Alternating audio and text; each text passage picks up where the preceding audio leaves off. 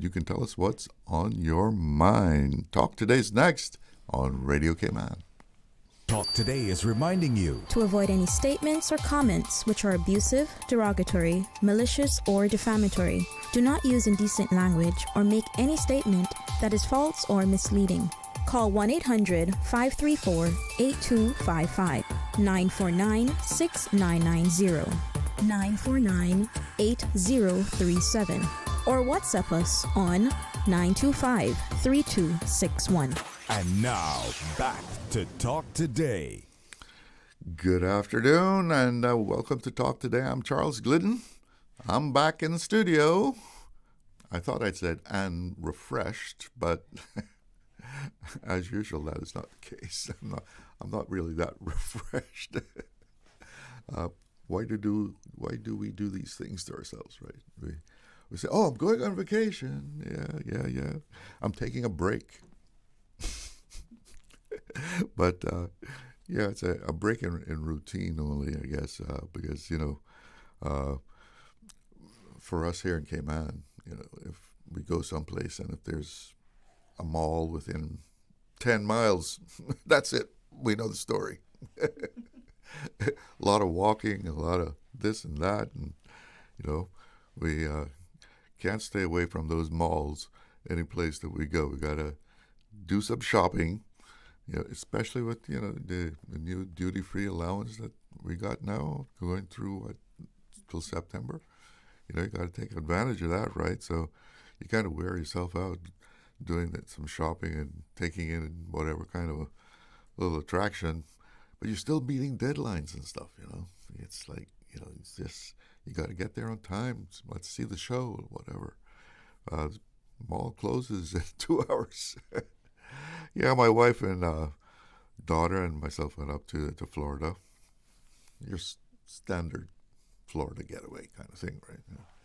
But it was a little strange for me because I had not gone to the U.S. in, believe it or not, 8 years.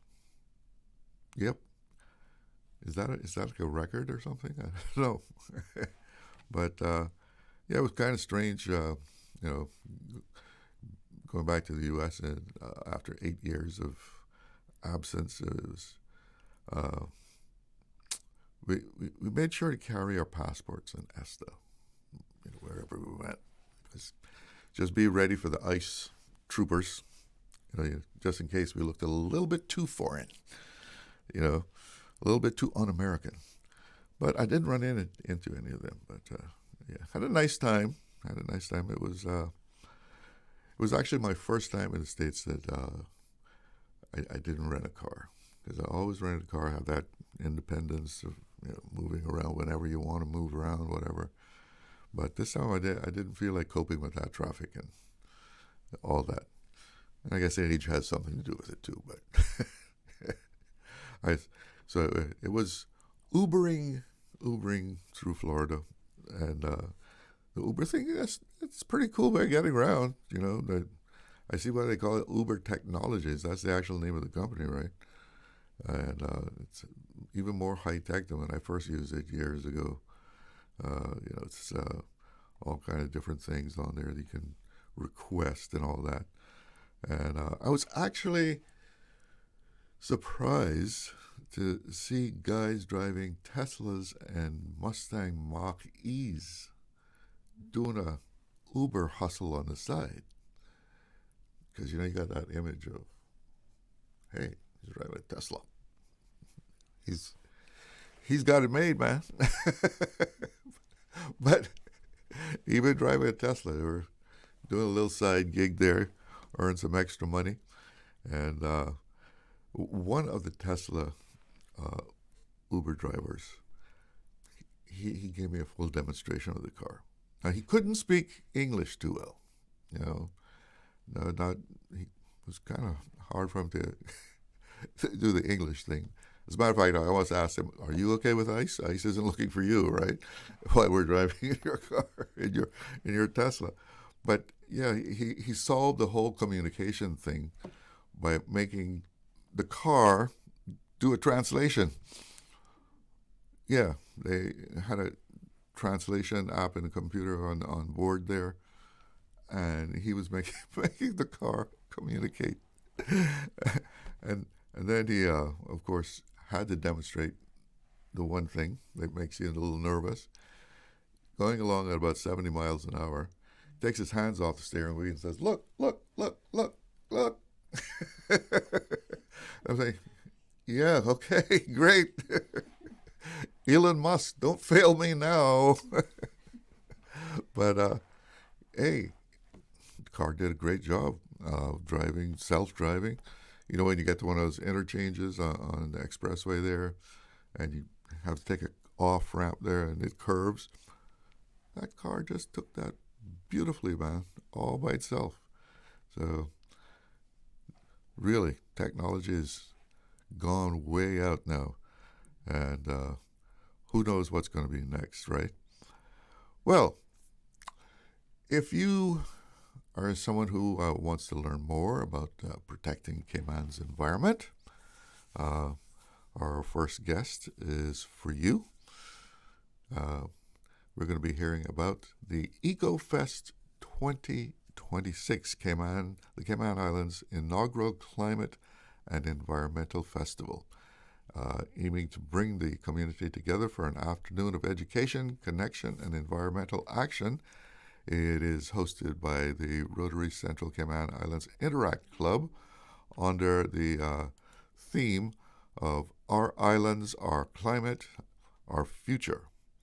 And joining me to tell us about EcoFest 2026 are Interact President Zara Majid, and also Moshika Manikandan, and the Rotary Central Youth Services Director, Alicia Maxwell. Ladies, good afternoon. Welcome to the show. Good afternoon. Thank you for having us. Yes. Well, first, let's start off by finding out more about Interact and the Rotary Central relationship. Tell us what Interact is. So Interact is a newly formed service club. We just got our certificate of formation in January, and we're a service club for ages 12 to 18, and we do several projects within the Cayman Islands, and we are actually sponsored by the Rotary Central Cayman Islands Club. So Ms. Allison can actually talk about that relationship, of how they came together and how we were actually chosen to form the club. So I'm surprised when you said that this is a newly formed, because I mean I've heard about Interact in the past. I mean, so there's 5 Rotary clubs, and Rotary Central Cayman Islands is one of them. And we have a Rotaract club on island, but Interact is our newest youth service club, and it is the only one of its kind on the island at the moment. It's the only Interact club in the Cayman Islands. So, are these Rotary members in the making? Or what's the idea behind Rotary having the Interact? Yes, that is the hope. So under Rotary, there is Rotaract, Interact, and also Early Act. So Interact is to encourage high schoolers or children of high school age to come together as a service club, and hopefully then eventually become Rotarians, whether through going through Rotaract or when they get older, becoming Rotarians that way. So, being new, are you still recruiting members, or tell us about that? How are things going in that direction? Yes, so we do have our full board of directors already figured out, and right now it's recruiting our membership for each of our different categories, whether that's communications, our financial division, or anything to do with our media. So when you attend EcoFest 2026, we will have an actual form there for members who would like to join Interact Central Cayman Islands to actually sign up and register their interest. Moshika, tell us a little bit about what attracted you to becoming a Interact member.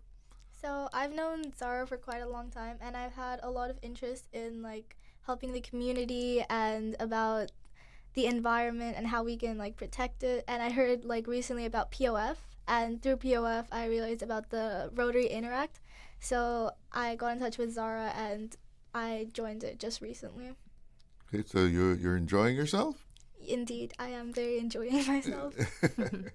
All right, we're going to take a little break here, but we'll be right back and we'll hear about the EcoFest 2026.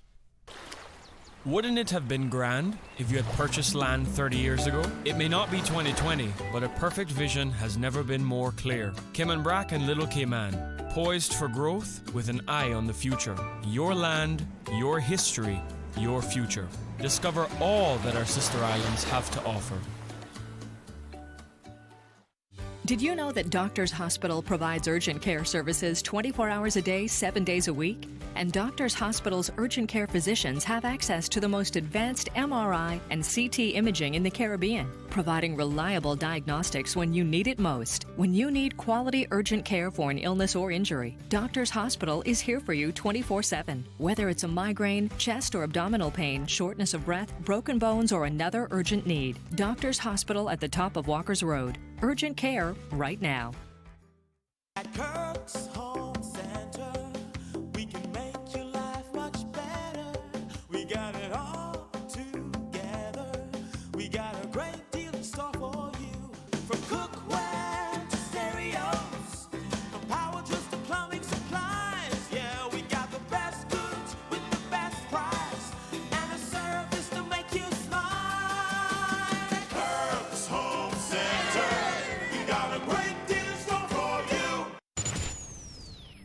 Radio Cayman News. The Cayman Islands issues an emergency alert after an earthquake. People have evacuated and are gathering in their safety areas. A 4.5 magnitude earthquake south-southeast of Bodden Town. And I'm like, why is my car moving? And I felt like somebody shake my chair. Radio Cayman. Your voice, your choice for today's biggest news. 7 days a week. Celebrating 50 years of broadcasting in the Cayman Islands. This is Radio Cayman, 89.9 FM.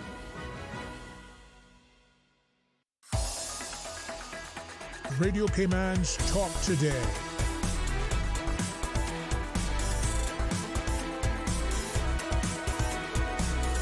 What is on your mind, Cayman?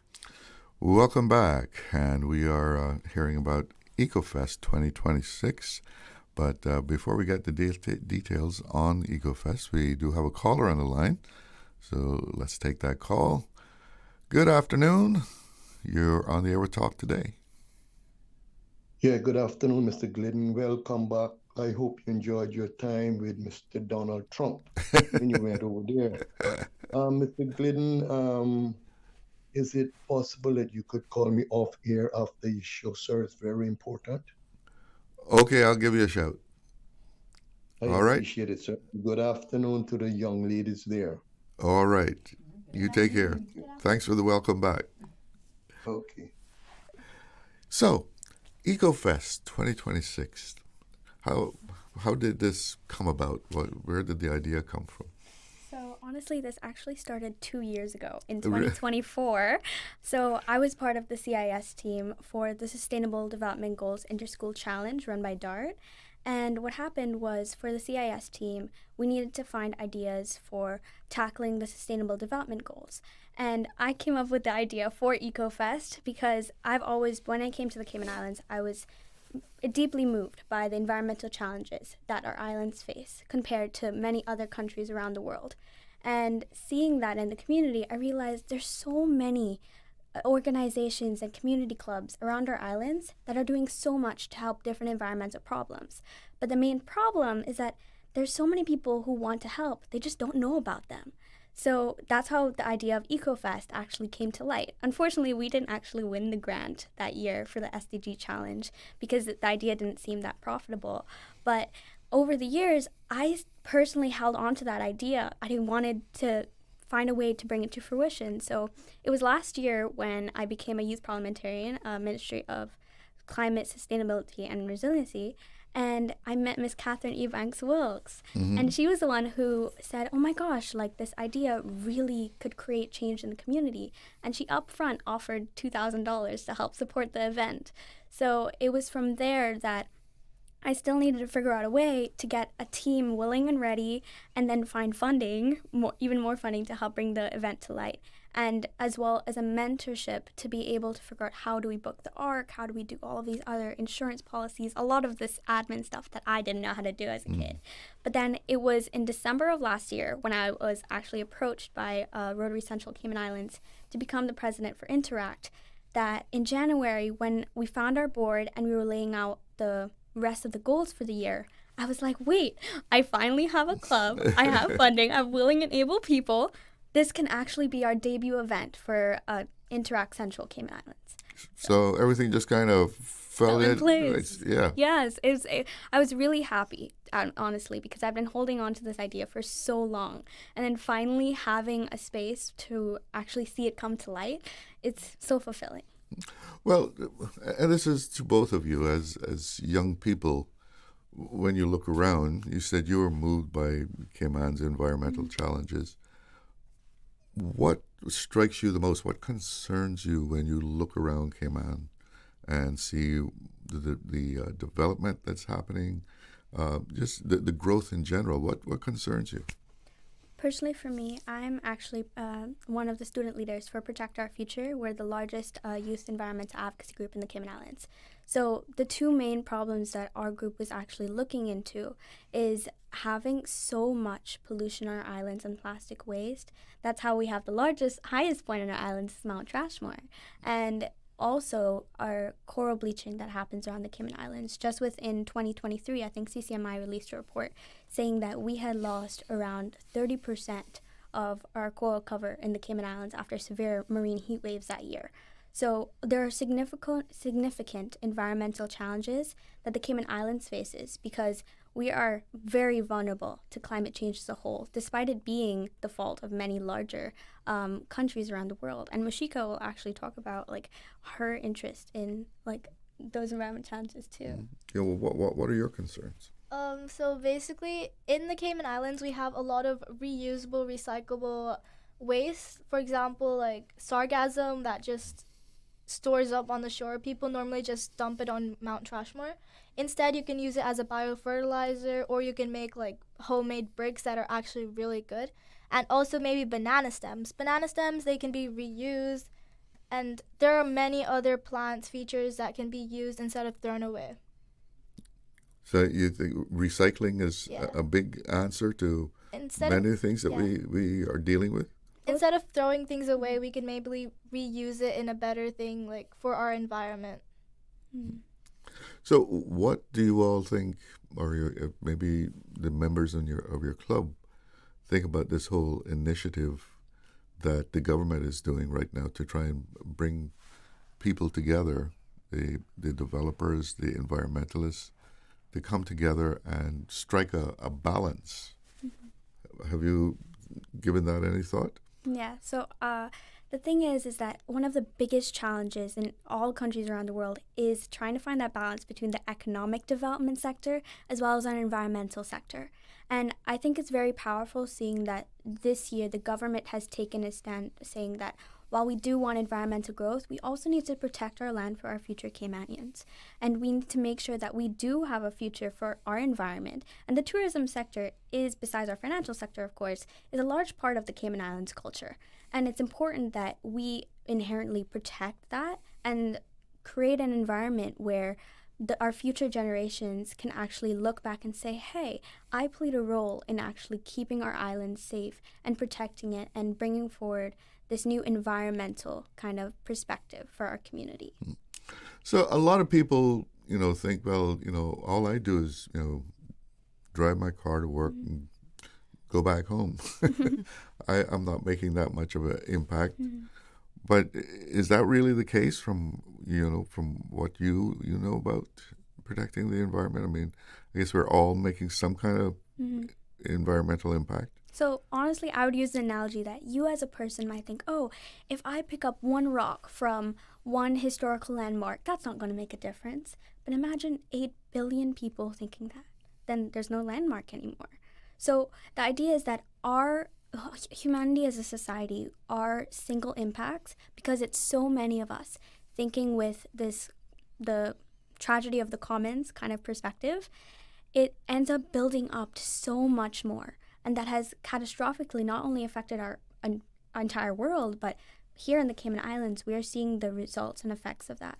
So the thing is, the reason why we have EcoFest is we're trying to tackle this year under our Islands, Our Climate, Our Future, SDG number 17, which is Partnership for the Goals. Right now, I think what we think as Interact Central, that is one of the biggest problems, that out of all of the SDGs, it's actually bringing the community together and saying, hey, you're maybe working a 9 to 5, but you're seeing these problems and trash all around you. Maybe you should join Plastic Free Cayman and help with monthly beach cleans. Or maybe you want to go and help Coral Cartel and actually do reef cleanups. So that's the kind of idea behind this event and why building that community together is really important for our islands. So people attending EcoFest, well, they're going to see ways that they can personally make a positive change.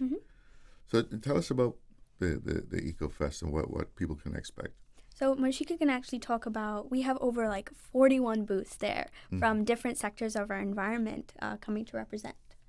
So what they should expect is like a lively festival for families and friends to all come around. It's for all ages, it's for everyone, it's free, it's for kids to learn about it, it's for families, and it's for them to realize all the opportunities there are for them to come alive and protect the environment, come together as a community. It's for everyone, not only specialized people for the environment and kids and everybody, and it's totally free.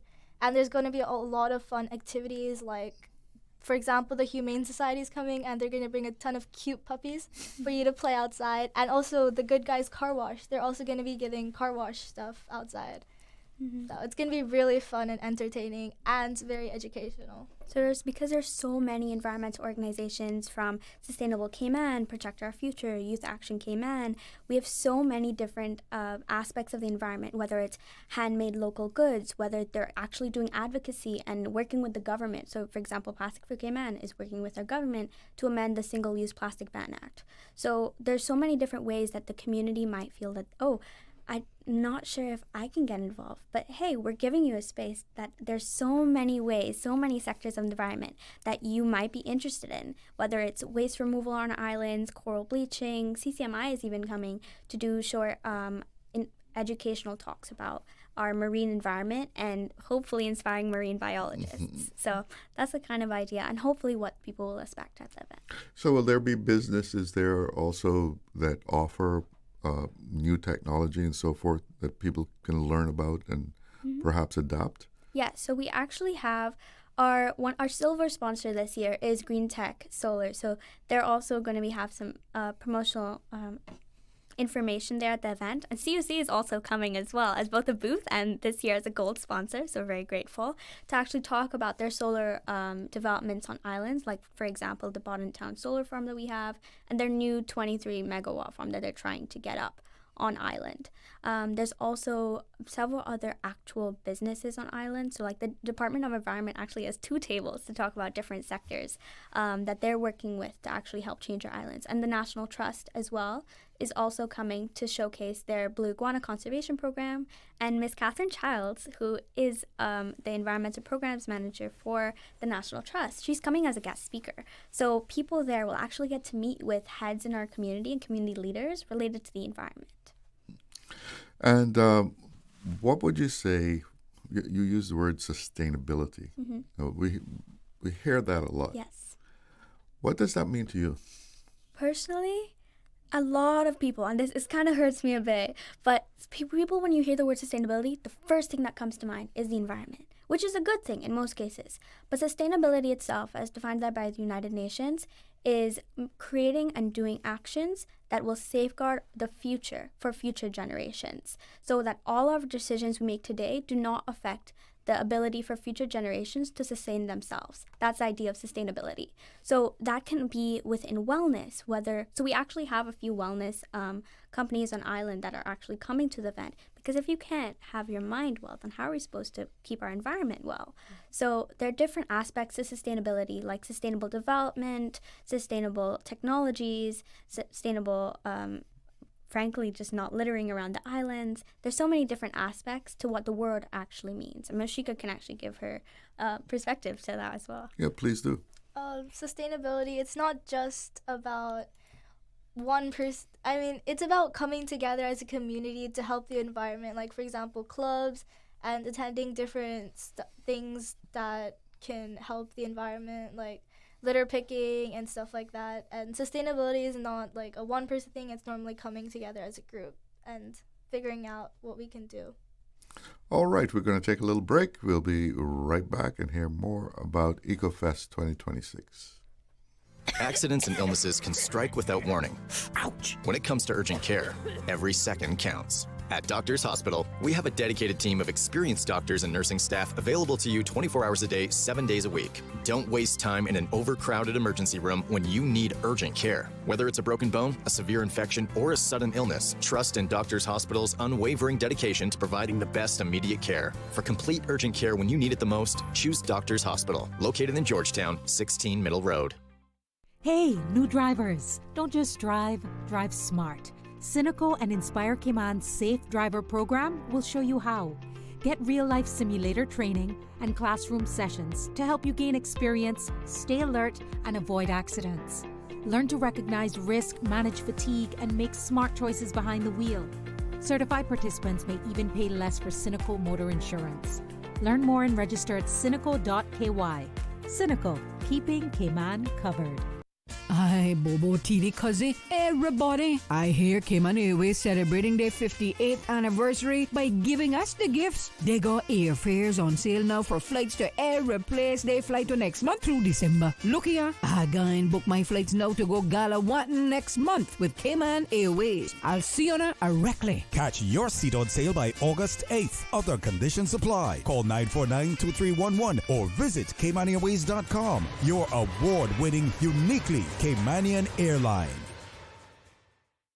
Not sure where you fit in tech? Pathways in Tech by Enterprise Cayman can help you find your route. Whether you're interested in project management, computer support, or network systems, this program helps individuals explore practical, career-focused skills for real opportunities in Cayman's tech and innovation sector. It's beginner-friendly, job-relevant, special economic zone connected, and scholarships are available. Your path in tech starts here. Visit enterprisecayman.ky to apply today.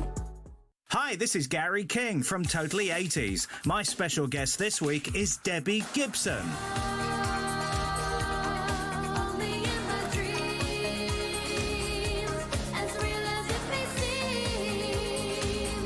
Debbie tells us who inspired her as a kid. I'll also bring you the latest news on the biggest stars of the decade.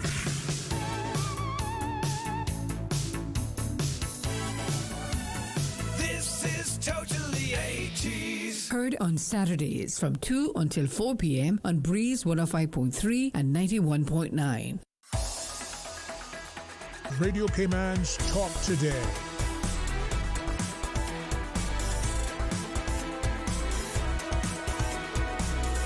What is on your mind, Cayman? Welcome back, and we are hearing about EcoFest 2026. And among the things that are happening at EcoFest, where you can learn how to be more environmentally conscious and to make a positive impact on the environment, there are going to be some interactive exhibitors. Tell us about what people will be able to do. So for a few of the different exhibitors, they're actually going to be bringing, so for example, Island Cup Co., they're going to be having a small thing where you get to guess the amount of cups, and then you get a free reusable cup with it.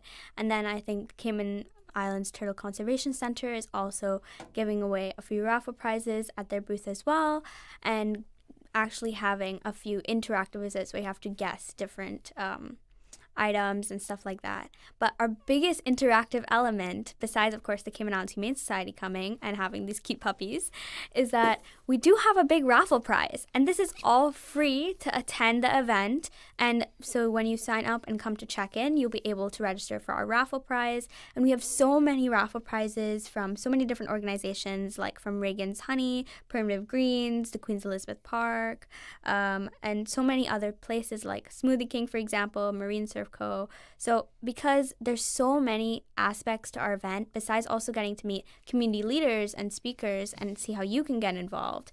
We really hope that people are inspired by, having a free event and getting to learn so much. And where is it going to be? It's going to be at the Arc, Camana Bay.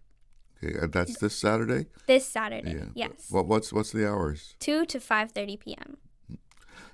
Tell me, what do you think among people of your age, what are their outlooks? What are their thoughts on the environment, and especially as it relates to Cayman? So we did a bit of research before we actually decided, let's go full into EcoFest. And the Cayman Islands, climate public risk assessment actually shows that 80% of people in the Cayman Islands are concerned about climate change and about our environment. And 64 respondents even responded that they don't feel prepared enough and they don't have enough information to actually act on that. And of course, us being teenagers and seeing this in our community, as a Gen Z, of course, having this climate perspective and being concerned about environment is a big deal for us as youth of Cayman. And for example, there's so many new organizations that involve youth that are coming up. For example, of course, we have Protect Our Future, but there's also Youth Action Cayman. Sustainable Cayman also is in having new members 18 and over. So there's so many opportunities for youth of this age to be able to get involved if you're concerned about your environment and the Cayman Islands and how you can actually help. So, you think young people are much more conscious of the environment and the need to protect it than say, their parents, their grandparents? Yeah, I would say this is in no way any bad mouthing the baby boomers or millennials, but I feel like given that Generation Z and Gen Alpha and Gen Beta, of course, I always get mixed up with those letters with the generations. Well, with the newer generations, of course, it's the idea that this is our future. In 80 years, many of our older generations might not be there to actually see us evolve and what happens to our planet. So it's going to be your problem. It's going to be our problem, yes. As Obama once said, we're the first generation to feel the impacts of climate change and the last generation that can actually do something about it. So I think this generation of young people coming up within the Cayman Islands and around the world is really seeing how the environment is being changed. Like just yesterday, the water spout that came on an island that turned into a small tornado, you might not have seen that, but that's because of climate change and sea level rise and our coral bleaching. There's so many things. And for example, I know that Marriott Beach is doing this new re-beaching kind of initiative, but it was because of sea level rise and of course the tides erosion and the building too close. These are a lot of environmental issues that we have to face now, that we have to pay to buy sand from the Bahamas to come and over to the Cayman Islands and then re-beach it. So, I think a lot of people got alarmed at the amount of erosion along the beach. And is sea level rise something that is at the forefront of people's minds? I mean, as it's compared both. To other environmental issues. But I mean, there are a few studies that say by the end of the century, a lot of small island nations will no longer be here. So, for example, I think it's by the end of the century that 32% of the Cayman Islands coastal land will be gone. So that is around 12% of our total landmass. So the Cayman Islands is around 164 kilometers squared, and 12% of that will be completely gone from our coastal land. So it's stuff like that that people may not realize because, hey, that's like quite a few years from now. But we're going to still be here. We're going to still be facing these issues. And then we won't actually be able to see that anymore. So people might not realize it now because it's so far ahead in advance. Yeah. But it is coming, and we need to be prepared. And that's what this event is going to help people to do, right? Yes, to bring awareness to the actual issues that our islands are facing and seeing how you as a person in the community can actually help to fight against that. Well, Alicia, it sounds like you have some great future Rotarians. Yes, I'm very, very excited. As a club, we're very proud of the interactors and all the work they have done this year. For being such a young club, just being chartered in January, they have done so much, and we are looking forward to continuing the journey with this club and seeing it grow and flourish. So we're definitely supporting them along the way. How much of your focus is on young people in general? Yes, quite a lot. Youth services is one of our major areas of focus. And the youth of Cayman is quite important to us. And for Rotary Central Cayman Islands, we've been around for 40 years. The club was chartered in October 1986. So we want to continue to see it grow. We want to make sure that there are future Rotarians out there that are going to continue with their passion and their energy and help towards not only sustainable projects, but also making sure that our islands are here and there's a bright future, not for just the upcoming generation, but for generations to come. So Rotary Central is sort of like the mother club of all the other. No, it doesn't work that way. No, we're one of the older clubs, but we're not the first club that was established here. But we've been here for, as I said, we're celebrating 40 years this year. Mm-hmm. And just for your listeners, we do meet at 7:30 p.m. at Saltwater Grill on Tuesdays. So we're always looking for new members to come and join. Everyone's welcome to attend a meeting and learn more. But yes, as I said, we were one of the five clubs, and we're one of the 2 evening clubs on island. Are there any kind of specific requirements to become a Rotarian? We do have membership requirements, yes. Yeah. But once you come to the club, you will get to learn more. It's essentially a mixture of attending meetings as well as participating some for projects. And we do a lot of projects. Specifically for Rotary Central Cayman Islands, we have the bus shelter project that falls under us.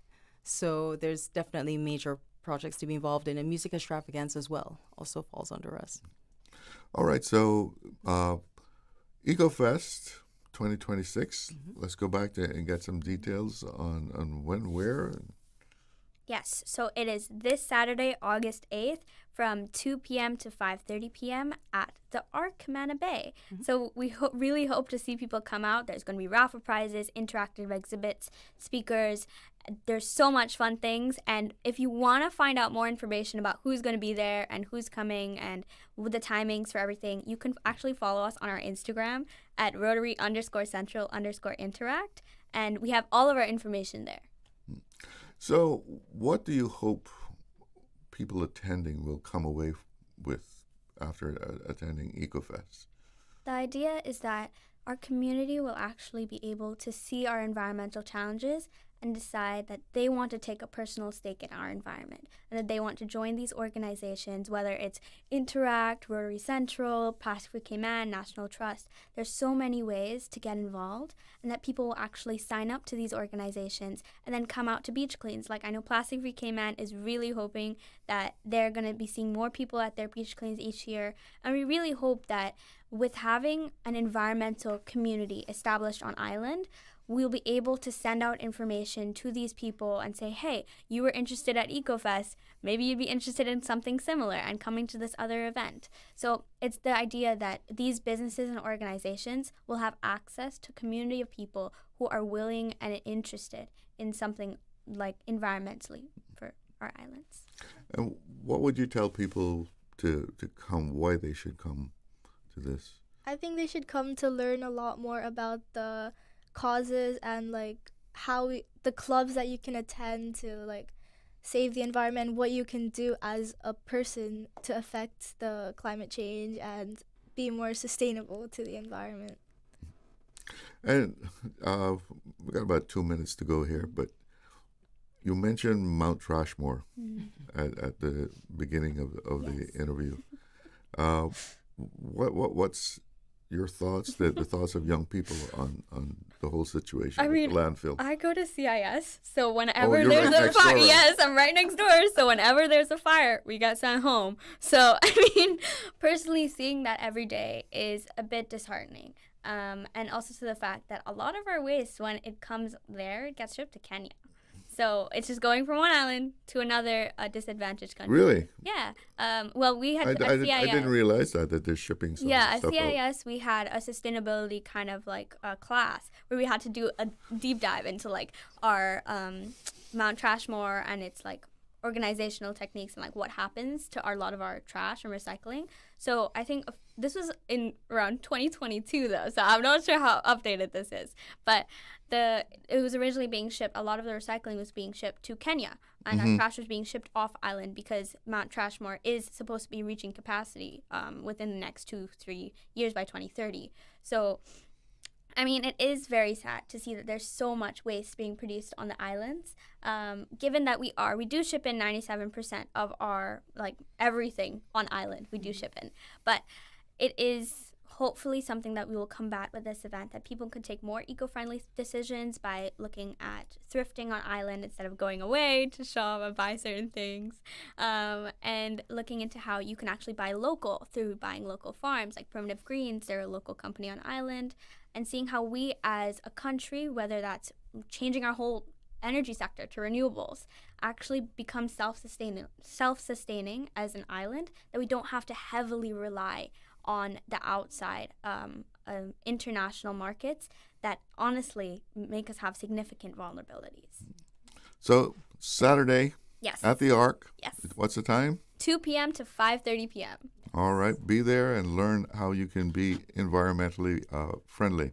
So Zara, Majid, and Moshika Manikandan, and Allison, Maxwell, thank you so much for joining me. Thank you very much for having us. Have a good afternoon. Thank you. You too. It's 1 o'clock. That's news time. Information, entertainment, inspiration. Covering Grand Cayman, Little Cayman, Cayman Brac. Since 1976 till now. Radio Cayman in the Cayman Islands. From Radio Cayman's newsroom, this is Headlines. Local, regional, international news. The Headline News is brought to you by Kirk Market and Health Services Authority.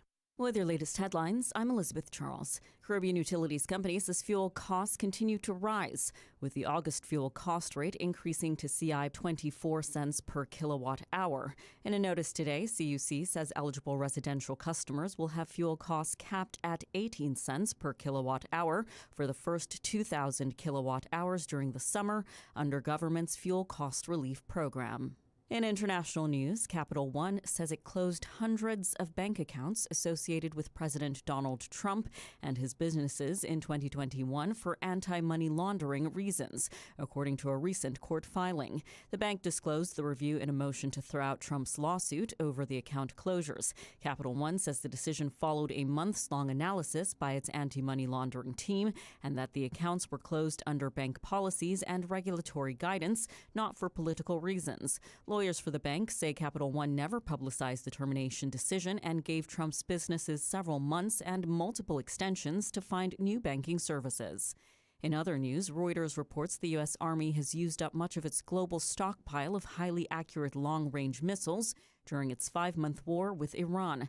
3 people familiar with the data say the United States has used virtually all of its Army tactical missile systems and precision strike missiles and burned through a little less than half of its global supply of Tomahawk cruise missiles. Some officials worry the falling stockpiles could affect U.S. readiness if another conflict breaks out, including against adversaries with strong air defenses such as China. Those are the latest headlines. I'm Elizabeth Charles. More news available at www.radiocayman.gov.ky. Check out our social media pages: Facebook, YouTube, X, formerly Twitter, Radio Cayman Headline News.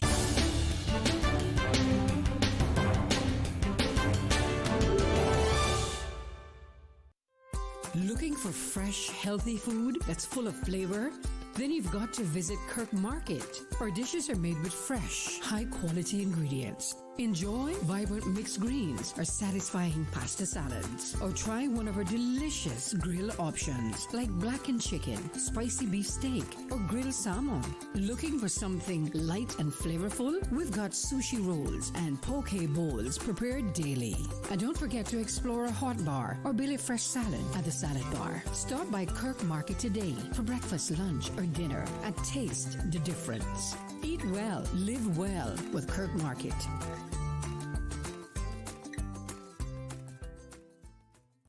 HSA's orthopedic clinic has relocated to the second floor of the Smith Road Medical Center.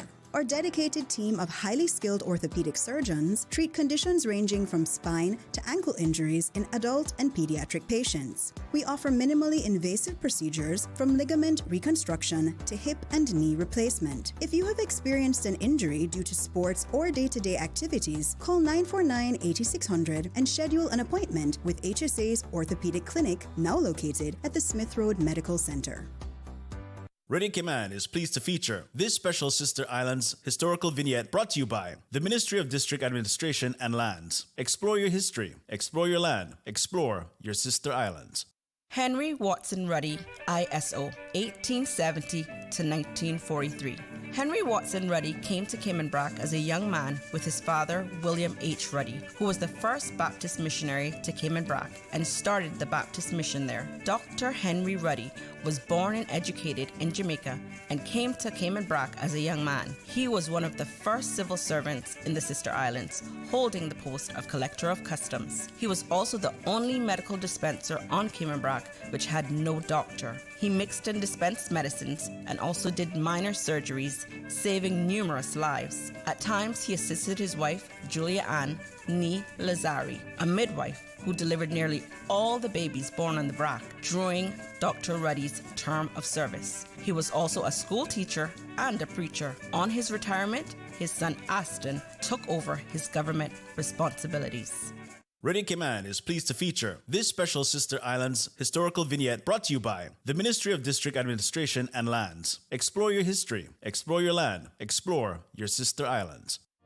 As Minister for Health, Environment and Sustainability, I'd like to personally invite you to join me at one of our upcoming public town hall meetings. We're discussing proposed changes to legislation covering environmental health, tobacco and vaping, public health, health practice, and I want to hear from you. Whether you have questions, concerns, or ideas to share, these meetings are an opportunity for open conversation about issues that affect us all. Join us at 7 p.m. in West Bay at the John Gray Memorial Hall on Monday, 3rd August, or in Prospect at Seafarers Hall on Tuesday, 4th August. Come out, meet your neighbors, share your perspective, and be a part of shaping the future of health in our islands. Light refreshments will be available. I will also be visiting Cayman Brac and Little Cayman for town hall meetings on the 7th and 8th of August, and I look forward to meeting with our sister island communities. More details will be shared soon. I look forward to seeing you there.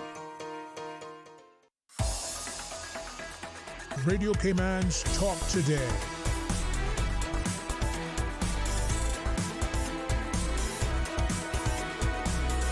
What is on your mind, Cayman?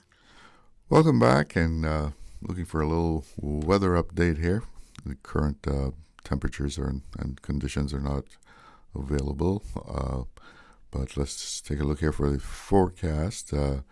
Today's forecast is a 40% chance of showers and possible thunder. Temperatures moving to the mid-90s with a heat index of 109. It's just hot. It's hot is what it is, right? Tonight, partly cloudy skies becoming cloudy at times with a 60% chance of showers and possible thunder. Showers may become locally heavy at times. Temperatures will fall near the low 80s, and winds will be east to southeast at 5 to 10 knots with higher gusts in and around showers. Seas will be moderate with wave heights of 3 to 5 feet. And looking at the tides, the next high tide is in about an hour from now at 2:01, and another low at 7:53 this evening. Sunset at 6:58, and the outlook is for similar weather conditions through Thursday morning as the upper level pressure system lingers just off the Cayman area. So that's what it's looking like weather-wise here in the Cayman Islands. And checking in with the National Hurricane Center in Miami, tropical cyclone activity not expected during the next 7 days. But that's nice to hear, no tropical cyclone activity. But I don't know whether it's the El Nino impact, but weather has been, kind of unusual in places. When I was trying to get back home yesterday, the flight was delayed, and every half hour it was another half hour delayed, and it was because of weather impacting the plane that was supposed to, come to Miami and then onward to Cayman. And then I'm sure a lot of people saw that, water spout that came ashore at the Holiday Inn there, I guess off the North Sound. And, when that happens, it's like a tornado, which is, I guess, a water spout is a tornado at sea. In the U.S., I mean, it has been terribly hot in places. Places well over 100, and then storms, rainstorms, moving across the U.S. into the northeast there, with some pretty heavy storms happening. So, I guess. And we'd read that this would probably be happening with El Nino, right? So it keeps things suppressed in as far as hurricanes are concerned, especially in the Caribbean. But in other places, you have these weather events that are causing a lot of disruption. Well, the phone lines are open. It's freestyle time with our open line. Numbers to call, 1-800-534-8255, and that is toll-free, courtesy of Flow. You can also reach the studio on 949-8037, 949-6990, and WhatsApp 925-3261. We can talk about this and that and whatever is on your mind. Want to complain about something? Want to bring something to the attention of everyone? Pick up the phone and give us a shout. Interesting story in the Compass today. Story by James Whitaker. The headline is the $32 million question: is Cayman getting value for its scholarship spending? And it brought out some interesting points, which hopefully are being corrected. We know that there have been some moves by the new government to ensure that there's more coordination between work permits being issued and Caymanian students finishing school and coming home to look for a job. That would be a great improvement, and things are happening there. But the government spends $32 million annually, according to this story. $32 million a year on higher education scholarships. And, on the face of it, you say that amount of money going toward educating young Caymanians is a good thing. Now, some questions arose out of this story about, for example, should the focus be more on sending students to the UK, where they can get an equivalent education for less money, because they would qualify as local students, because we're British, right? And whereas American institutions would cost much, much more. Even going to a state college would cost more, because each state, they have two tuition tiers. They have if you are what they call in-state, you are from that state, you get a lower tuition fee than someone coming from outside of it. And if you come from outside, it's, comparable to some private institutions. And so you could get equal education for less money if they got that education from a university in the UK. And of course, there's this issue that it's not new at all, focusing and trying to get young people to take up courses that are more in line with the Cayman economy. You don't want to go and if you go and study something that has to do with nuclear science, well, I guess it depends on how far you take that, whether you can use that in Cayman or not. Whereas you've got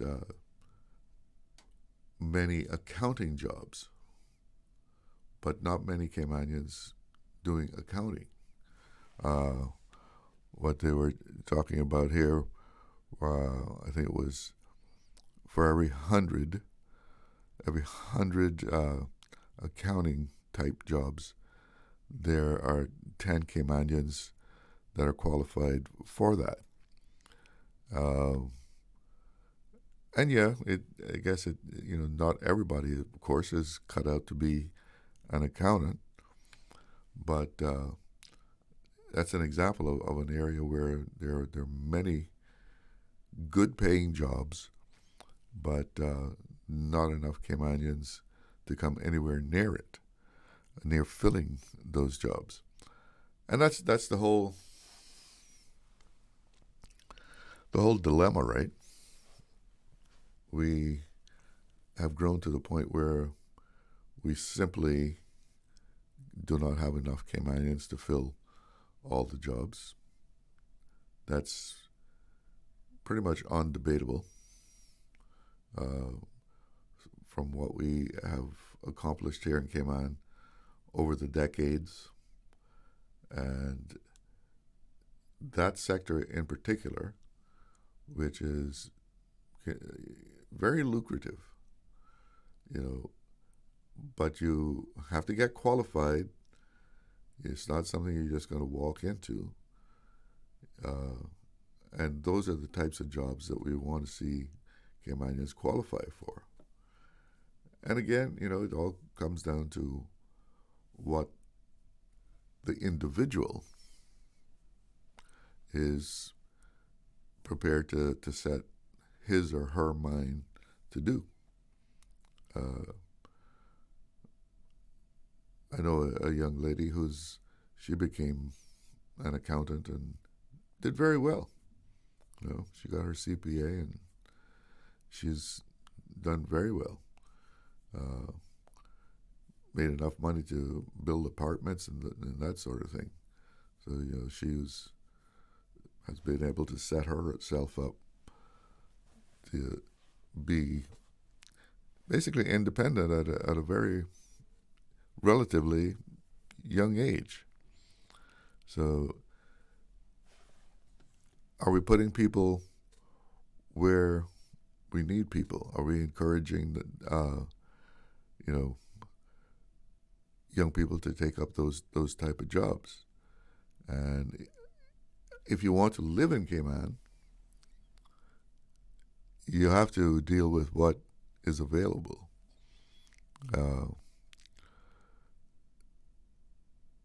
You can't be studying something that necessarily demands that you be out of the country.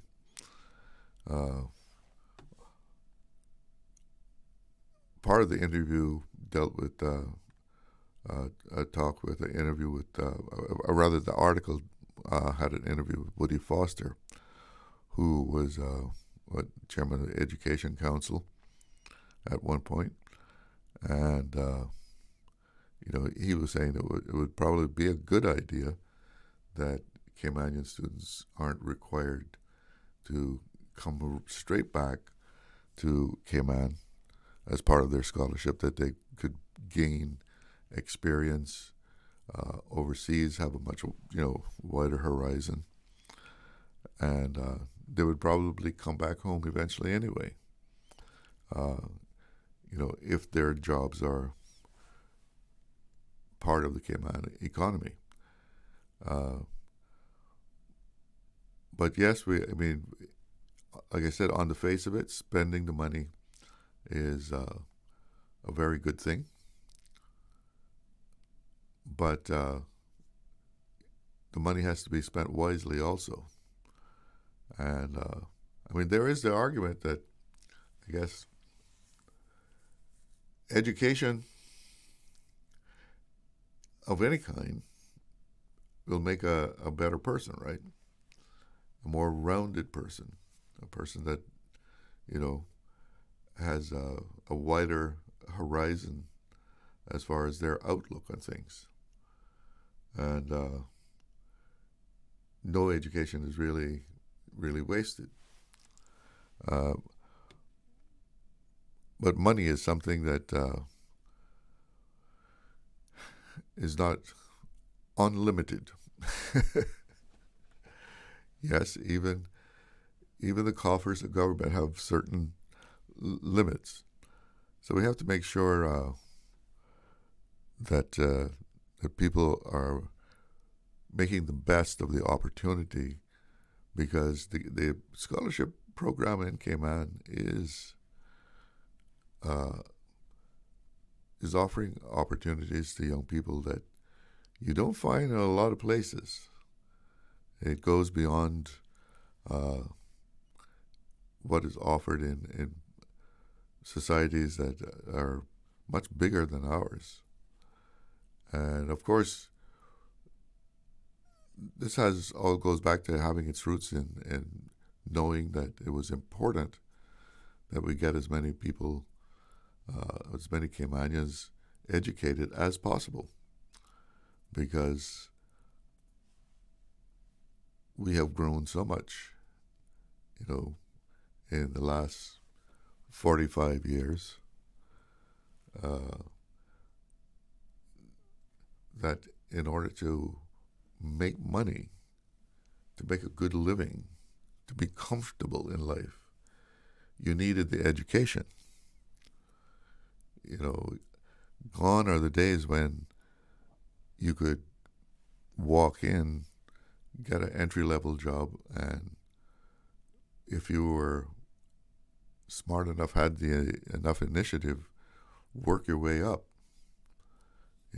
Those opportunities are very rare in the Cayman of 2026. When you walk in the door, you better have something to show that you have some knowledge, at least, of what this work is about. And I think we have a caller on the line there. So let's take that call. Good afternoon. Yes, good afternoon, and you're on the air. Yeah, good afternoon there, Mr. Hello? Yes. Mario Ebanks here. Welcome back. I think you were off for a while. And, yeah, glad to hear from you. Yes.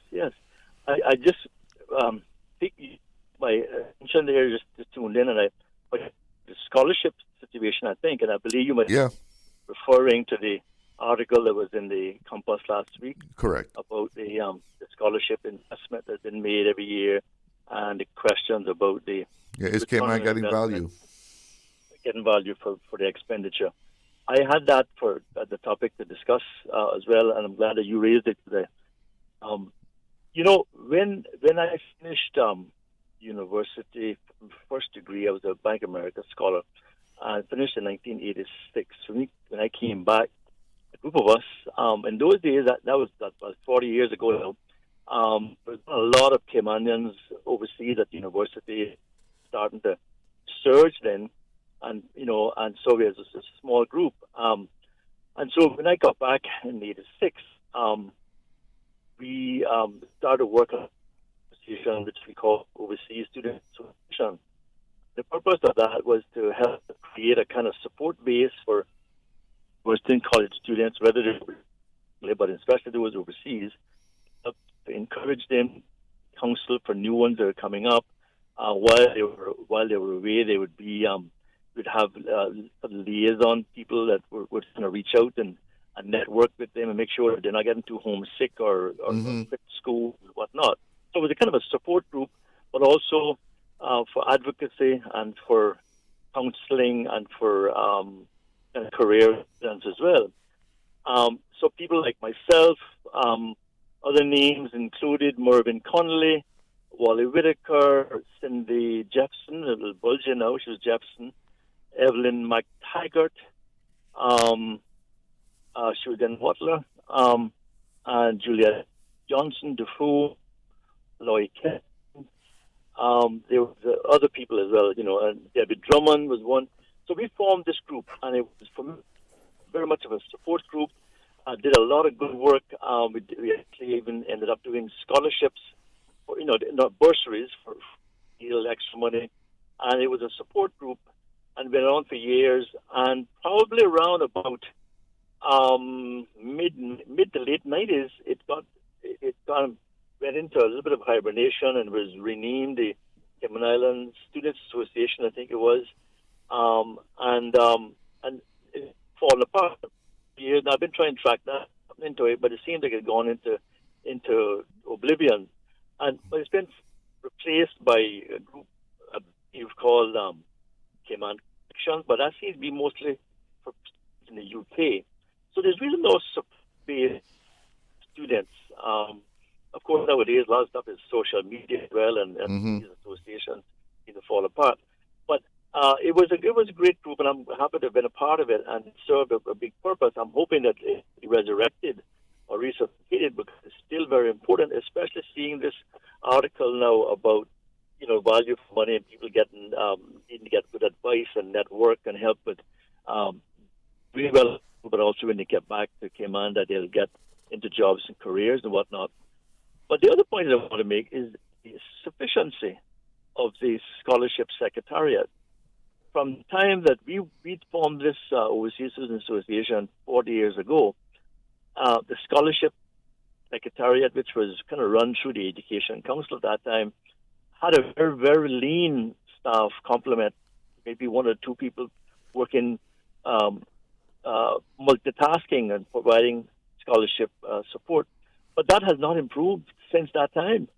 And there's been talk about automating the scholarship secretariat, better systems, more resources, and making sure that people are tracked in terms of where they're going to school, that they get good advice, go to programs that are needed for the economy, and that when they come back on vacations, there's some kind of internship or opportunities for them to get experience. And when they finally return and finish, that they have opportunities to get a job. A lot of that stuff is not really happening.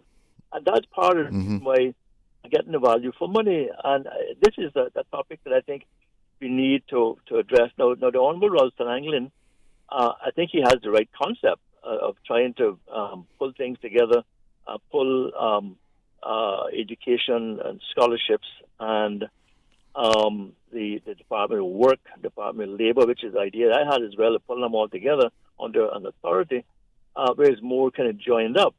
But I think having the ideas is good. You just need to be able to put the resources and the attention to it and make it a priority, because as that article pointed out in the Compass last week, there's a lot of money being spent, and we've got to make sure as a small country with limited resources, no income tax, and no large financial reserves, that we are getting the biggest bang out of every buck that we spend.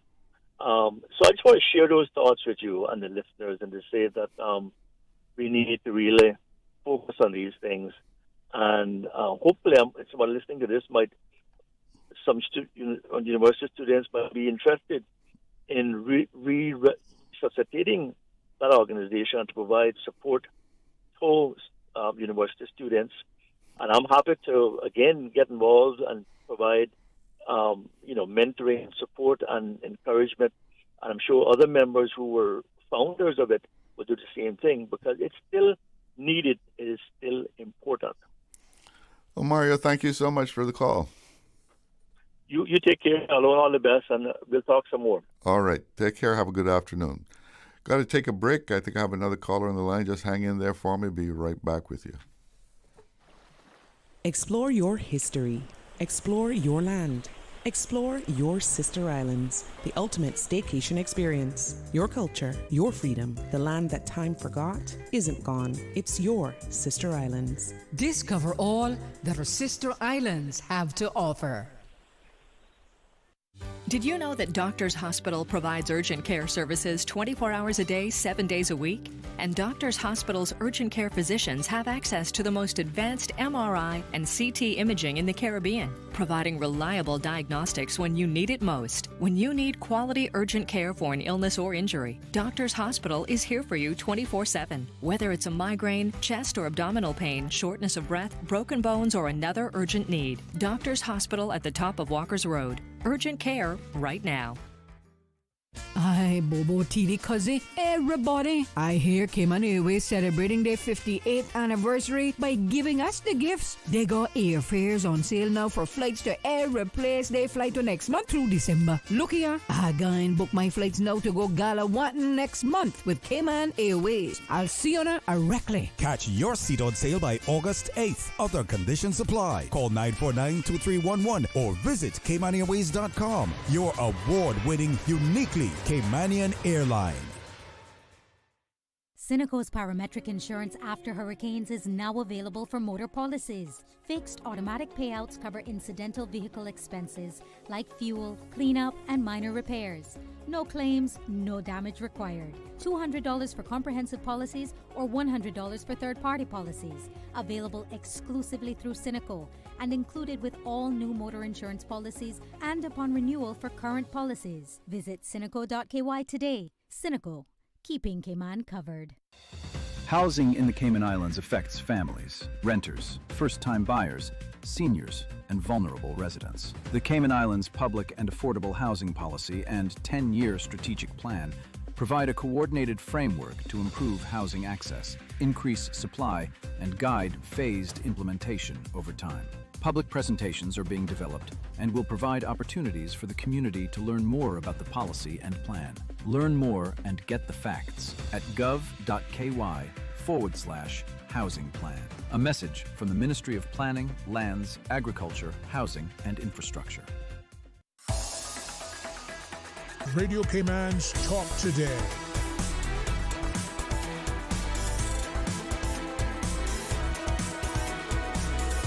What is on your mind, Cayman? Welcome back.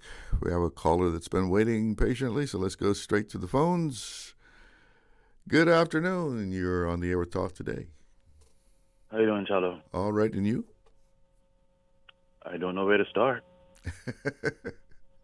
We can start at the beginning. Well, I spoke to you a couple months ago and about getting certified. Mm-hmm. I did a business administration course. It took me about 2 years to do because I was working as well. And I am still in the position that I was hired in. I am still a laborer. It kind of takes some guts for me to come and say this, but I kind of have to. I am a skilled worker. I have been doing my trade from probably 1995, 94, and I'm good at what I do. And I'm in the business that I'm in now. The company that I work with, I've been with them for 6 years. Okay. And so you're in the private sector? There's no momentum. You're in the private sector? No, I work with the government. Oh, okay. And it was great that I got the scholarship. I endured it. Like I said, I had to complete it in 24 months, but I did it in 36. I don't know if that was counted against me. But what I'm saying to you is that personally I've been under some pressure. Mm-hmm. I have had to deal with my mental stability in terms of how do I cope with I'm doing more work than I should be doing, actually. And I'm actually underpaid. So are you in a very a small department? The reason I'm asking is, yeah, go ahead. No, I'm not in a small department. Because what I was getting at was, we qualify ourselves. You took the courses, you upgrade your qualifications, and sometimes when you're in a certain department, then someone has to leave, someone has to die, or whatever, in order for there to be any upward mobility. You got a set number of staff, with a supervisor, a manager, whatever. And until somebody moves out above you, you can't get that upward mobility. You understand what I'm saying? I see what you're saying, because I can see those that are above me and the position I should be in. But I've been in this position from 1995. I have proven myself over time that I can probably be doing more work than some of those that are hired to do the job that I should be doing. So I had to deal with this thing where I think I'm just trying to not look at it. I'm trying not to look at it. But when you come up with conversations like you do today, it's hard for me not to see myself in those in a scenario where schooling is important, and that should contribute to my mobility to rise. So here is what I'm going to say to you. I only got 16 more years left in the business. How long is it going to take for me to move into that position? If it took me from 1995 and I'm still in the same position that I'm doing now to move up. But have there been openings at a higher level that you applied for and then you didn't get the job? Oh boy. No openings. I just have the potential, sir. Mm-hmm. And I don't have the position. Yeah. And I'm kind of telling you this in public, but it's kind of embarrassing, to tell you the truth. But I still go to work. I still do my job because it's a thing that I'm good at. And that's what you like to do. Yeah. I mean, there's no alternative to do the same job in a different. Well, you say you're with government. Do it in the private sector. Okay, let me just end with this, right? Mm-hmm. I have never been more deflated in my life. I have never gone so far in taking my ability beyond where I thought I could. I pushed myself, right? And at the end of the day, I expected my people, every one of them are higher paid than me. I'm in the lower scale. I'm in the Q and PR of our pay scale. And I expected more.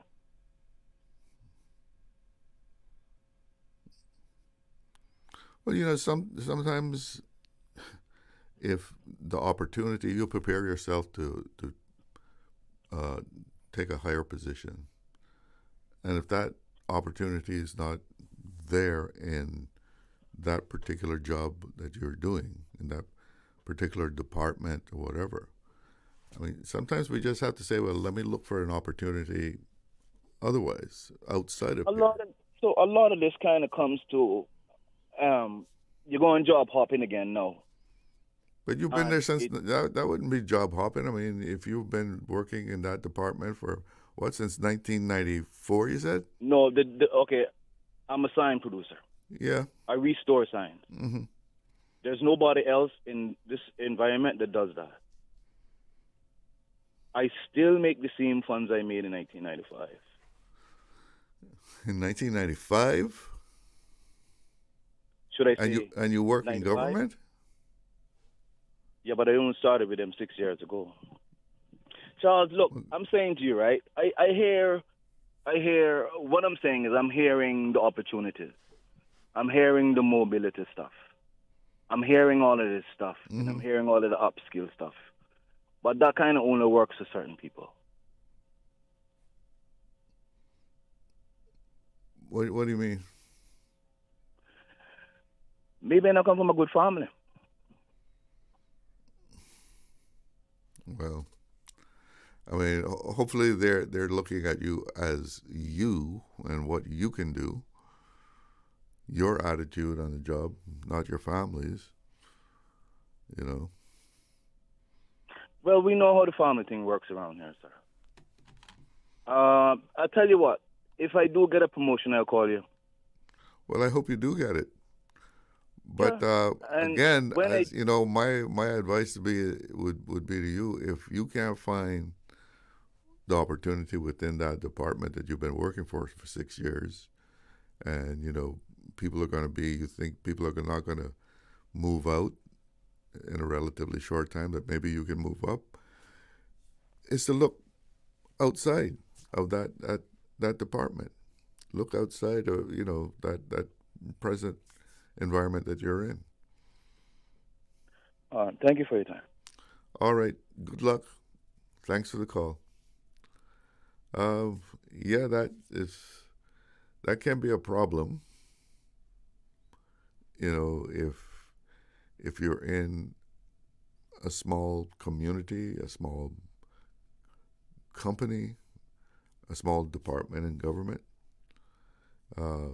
even though you may qualify yourself, the job opening has to occur in order for you to move up.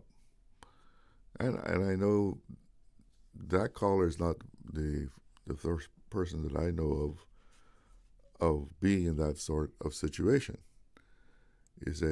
I've got the qualification, I've worked here and gone to school in the evenings, but it's not going to happen here in this department or at this company, because, you know, the people I work with that are above me, they're relatively young. They're going to be here for quite a while yet. I'm not going to move up here. So you got to go look, elsewhere. I mean, sometimes it's just not going to be, handed to you, because what would be required there is that, they actually create another post into their budget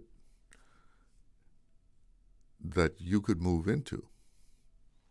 And that doesn't, always happen. Sometimes you're lucky enough that, that post opens up that wasn't there before. A new post is created that you have the qualifications to move into.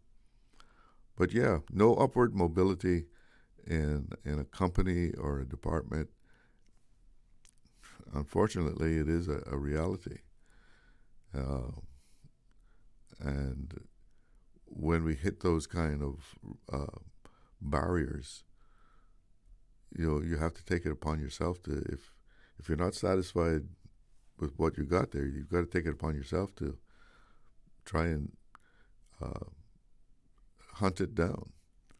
Go look for the opportunity, because opportunities aren't just going to be, handed to you just because you have the qualification.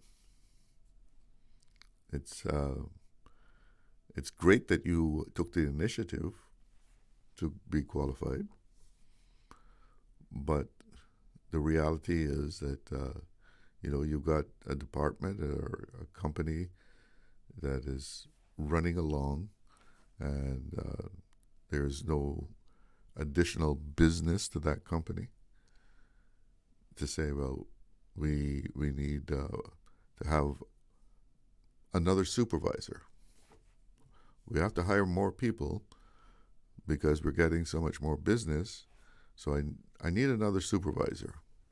So you say, hey, this person has qualified themselves. They've shown some initiative, and I'll make that person, promote that person to supervise these new employees that I need to provide service to my new customers. But unless, the company or the department is growing, things kind of remain the same over time. It's 15 minutes before 2 o'clock, and that means we've got to take a little break. Be right back. Freedom, Cayman Brack. Freedom, Little Cayman. Soft breezes, blue waters, no traffic. Unwind and rejuvenate your mind, body, and soul. Sister Island Staycations, a taste of freedom. Discover all that our sister islands have to offer. Hey, new drivers, don't just drive, drive smart. Cynical and Inspire Cayman's Safe Driver program will show you how. Get real-life simulator training and classroom sessions to help you gain experience, stay alert, and avoid accidents. Learn to recognize risk, manage fatigue, and make smart choices behind the wheel. Certified participants may even pay less for Cynical motor insurance. Learn more and register at cynical.ky. Cynical, keeping Cayman covered. For the Health of It, heard on Wednesdays at 7 p.m. and repeated on Saturdays at 9:30 a.m. is brought to you by The Light Room. Tired of being unwell and struggling to find the energy and vitality to live the life you desire? Come get recharged from the inside out at The Light Room. Our non-invasive, holistic energy enhancement system detoxifies and energizes the body, enabling self-healing and balance. Book online at www.thelightroom.ky or call 938-HEAL, 38 Pasadora Place, GT. Hello, this is Martha Watler. Happy 50th anniversary to Radio Cayman. It has been a true pleasure to have been a part of your journey for over 35 years. Wishing you continued growth and success as you keep informing, connecting, and entertaining the Cayman community for many years to come.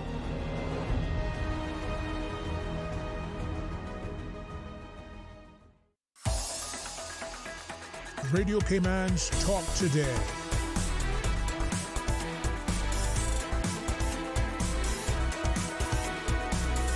What is on your mind, Cayman?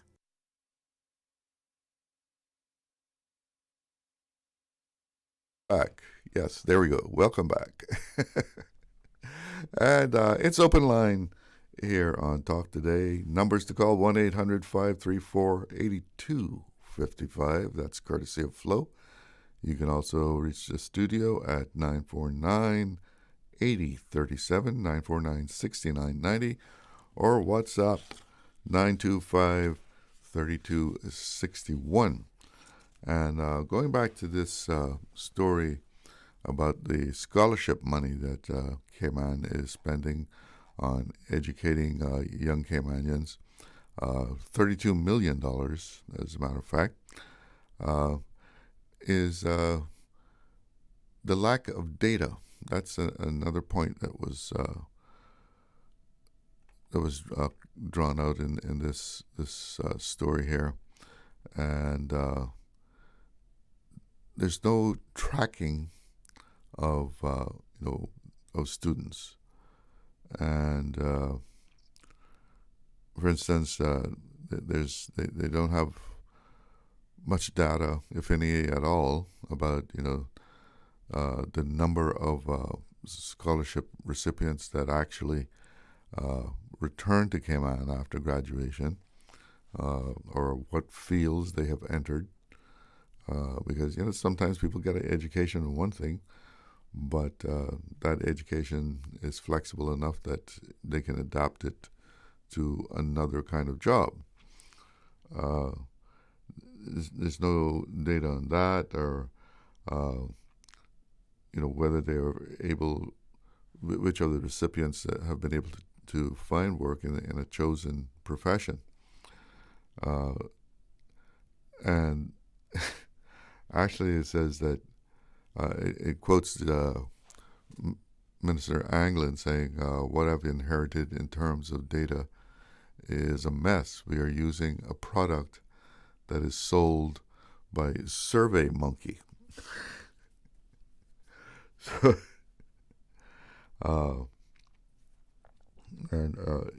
SurveyMonkey, of course, is one of those online survey things that they use, right? I'm sure it's not, custom made and Cayman centric, which is what you would need. It's something that actually is made for Cayman, because we do have what I would think is somewhat of a unique situation here with our scholarship schemes and the whole employment. But I think it's being addressed from everything that we've heard from the government and from work. And of course, Minister Michael Miles has been very adamant about being able to match the jobs that are being occupied now by expatriates on work permits, and those that we have returning students who are now qualified to take a position in that field. So we should be seeing, a much needed improvement in that aspect. And what's the Minister Anglin says he aims to develop a system that connects businesses with a database of information about scholars. Right now, he said, an employer could bring someone in on a work permit without any knowledge that a Caymanian was about to graduate in the same field. So, yeah, that would change things dramatically. Another point was made there by Woody Foster. He was former head of the Cayman Islands Education Council. He says that the link needs to be clearer, and he says there's nobody's job is to make sure that you get a job. There's no cohesion in terms of let's follow this child through and get them to a job. And again, from what we've heard, that's going to be cleared up. But it shows a whole weakness in, we spend a lot of money to educate young people, but then there's no assistance for them as far as finding employment. I guess it's like, well, you got the education now, that's it. And face it, in a lot of places that it is like that, right? You go to school and then you go out and hustle a job.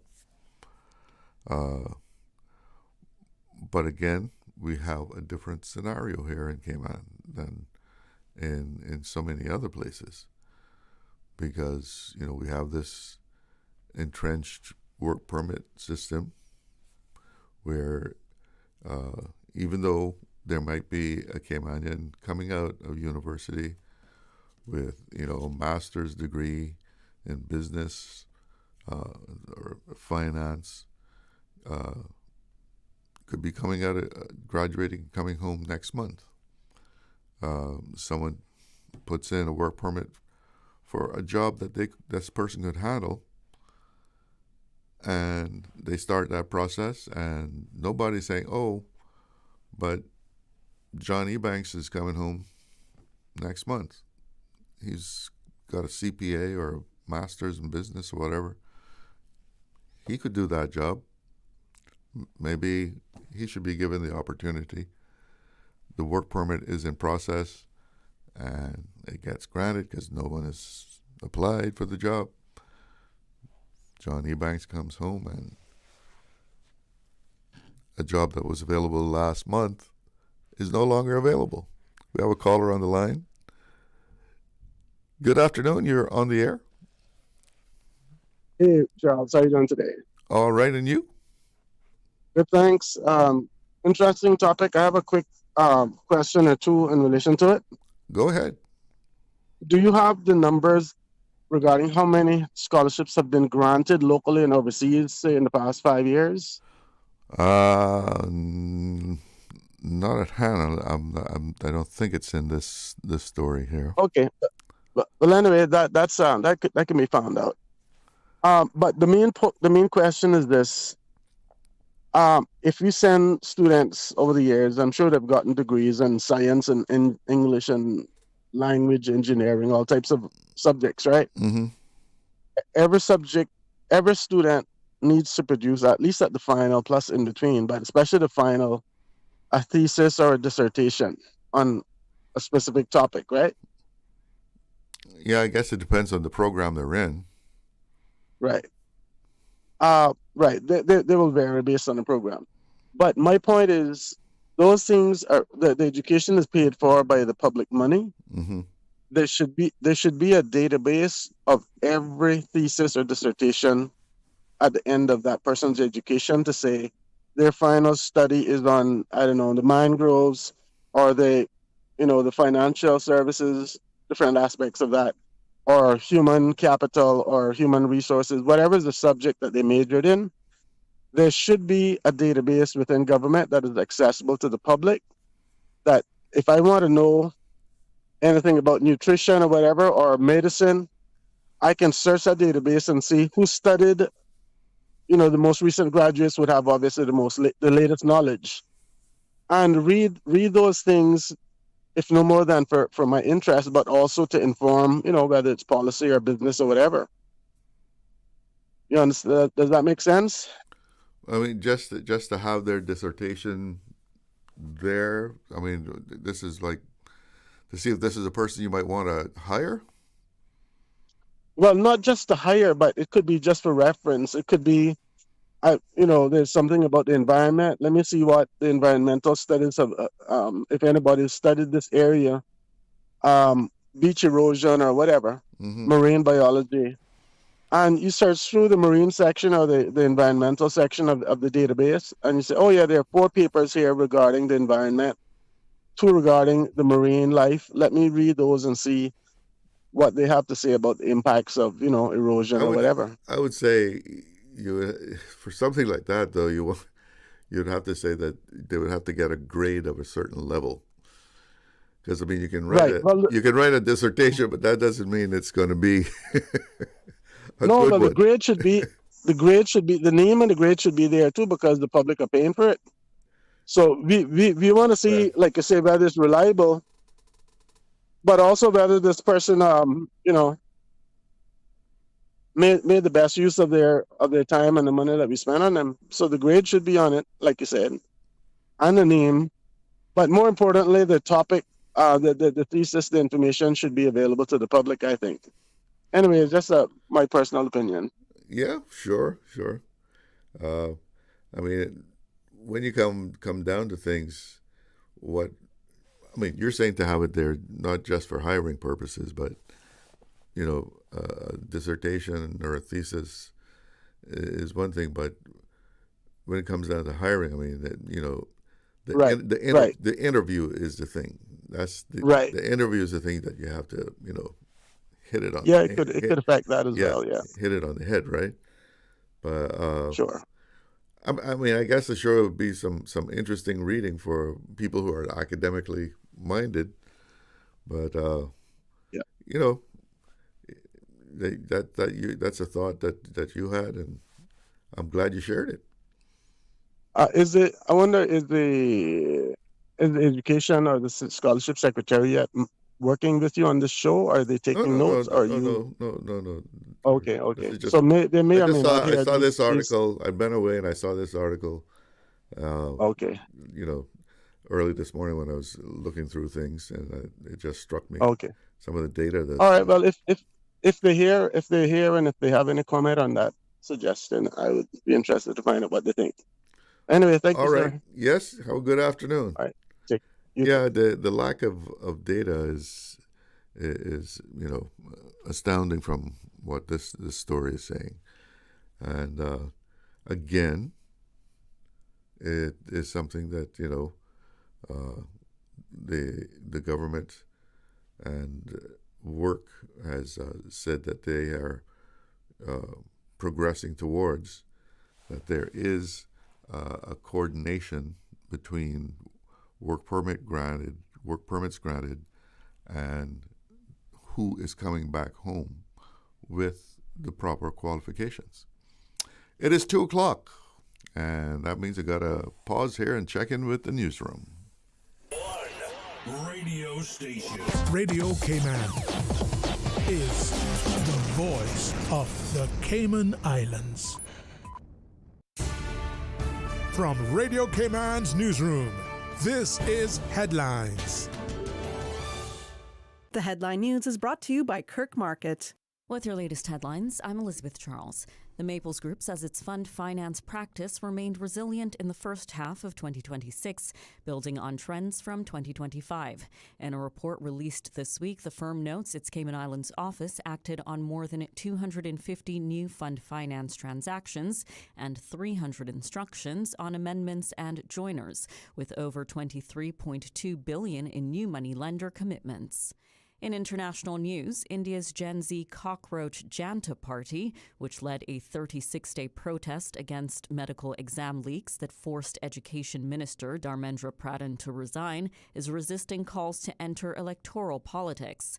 Founder Abhijit Deepki tells Reuters forming a political party is not a solution right now, arguing India needs a political movement to restore trust and accountability in institutions, including politicians, courts, and media. For now, he plans to focus on amplifying the concerns of young Indians worried about joblessness despite rapid economic growth. In other news, Ukraine's President Volodymyr Zelensky has shared a video of a Russian drone hunting down a street vegetable vendor, calling it a, quote, safari attack against civilians.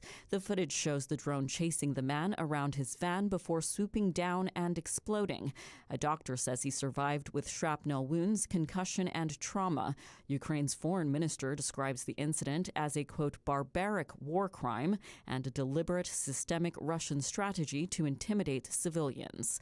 Those are the latest headlines. I'm Elizabeth Charles. www.radiocayman.gov.ky. Check out our social media pages: Facebook, YouTube, X, formerly Twitter, Radio Cayman Headline News.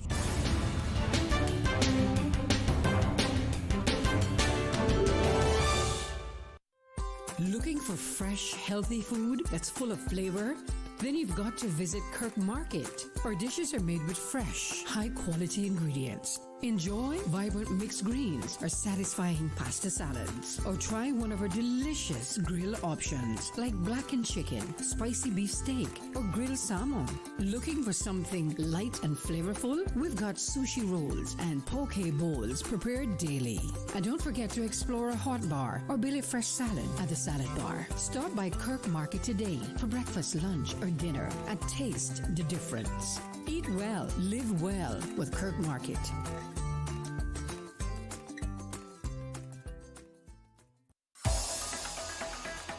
Radio Cayman's Talk Today.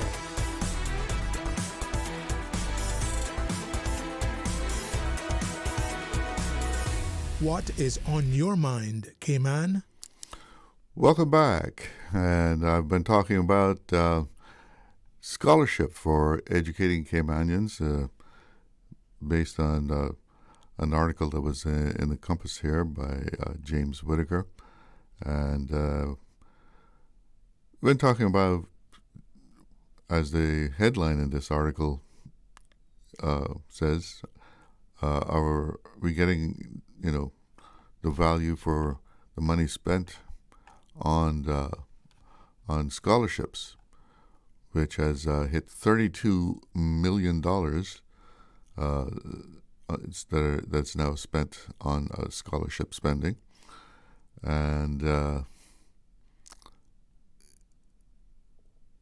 while, that is all a very good thing, there still needs to be some improvements to be able to know what is going on and the kind of education that people are getting. And one of the things that stood out here is the lack of data. There's also a question of the quality of different schools that are being attended. You have universities, and then you have universities. Some offer a better education than others. Perhaps some are easier to get into. So is that why the person is chosen to go to that school? I mean, should the education, the scholarship secretariat, is that what it is? Drawing a blank there. But should the government, be saying, well, we're not going to give a scholarship to that school. We don't think it's quite up to the standard that we want people to go to.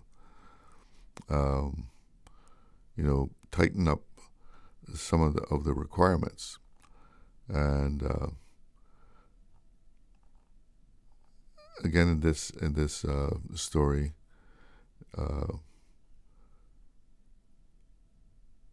what are people studying as far as the scholarship students? And this is based on academic years 2024 and 2025. Business management and finance takes the top spot here with 226 students. Health and biological sciences is in second place. 115 students on scholarships for those fields. And in third place is engineering, architecture, and math. 64 students. Social sciences and humanities with 61. Then fourth, and then fifth place, law and criminology. 60 students. And then arts, creative, and media at 53, and computing and IT at 51. That's surprising that computing and IT is so low, I would think. I mean, what isn't, what work isn't involving computers these days, right? I mean, every one of those firms you see out there has got computers going and networks that need to be attended to. I mean, I guess they can all be farmed out, contracted out, but somebody's got to do that. I thought computing and IT would be, for a little higher up the list. Interestingly, at the bottom are students going to university for education, to be educators. 12. Let's take a call. Good afternoon. You're on the air with Talk Today. Hello. Good afternoon, Chalo. Yes, good afternoon. Okay, glad to see you back. Well, thank you very much. Yeah, man. Yeah, Talk Today show is I know they have other shows on Radio Cayman, but Talk Today show is the main one. You know that, right? Well, if you say so. That's for you to say. That's for you to say. Yeah, I'm correct in saying that too, because that's why that's why they have you on 5 days a week. Well, thank you very much. Yeah, so glad to know you're back, and hope you enjoyed your time off. Hope you got a good rest. Well, I had a good time. I don't know if I got enough rest. Okay. Concerning the government and governments. Mm-hmm. It's good that they're doing all these things concerning finding work for Caymanians and putting things in place for education that Caymanians are able to qualify in order to be able to do certain jobs in the Cayman Islands.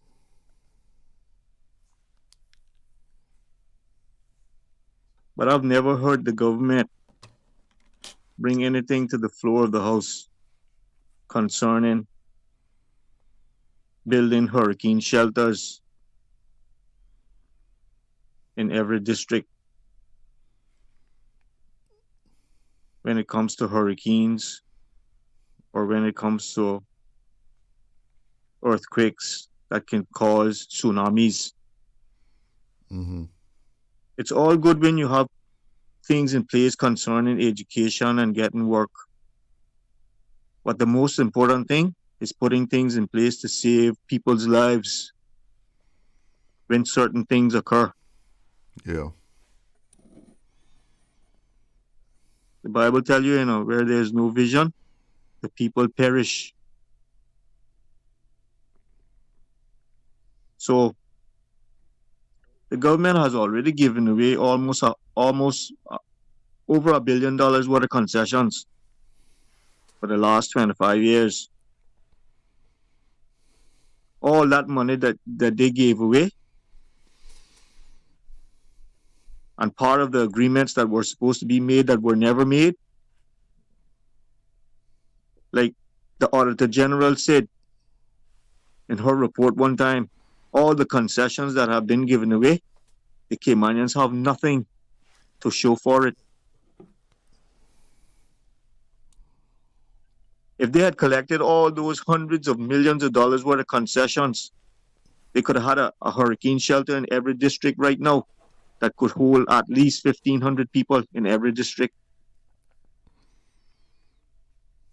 With a foundation at least 10 feet in height and a 5-story building. It's not just hurricane shelters to be used during the hurricane. These things are also used after the hurricane. And like I said, if a tsunami occurs, Cayman is only 7.5 miles wide, 24 miles long, and it's flat. You're right.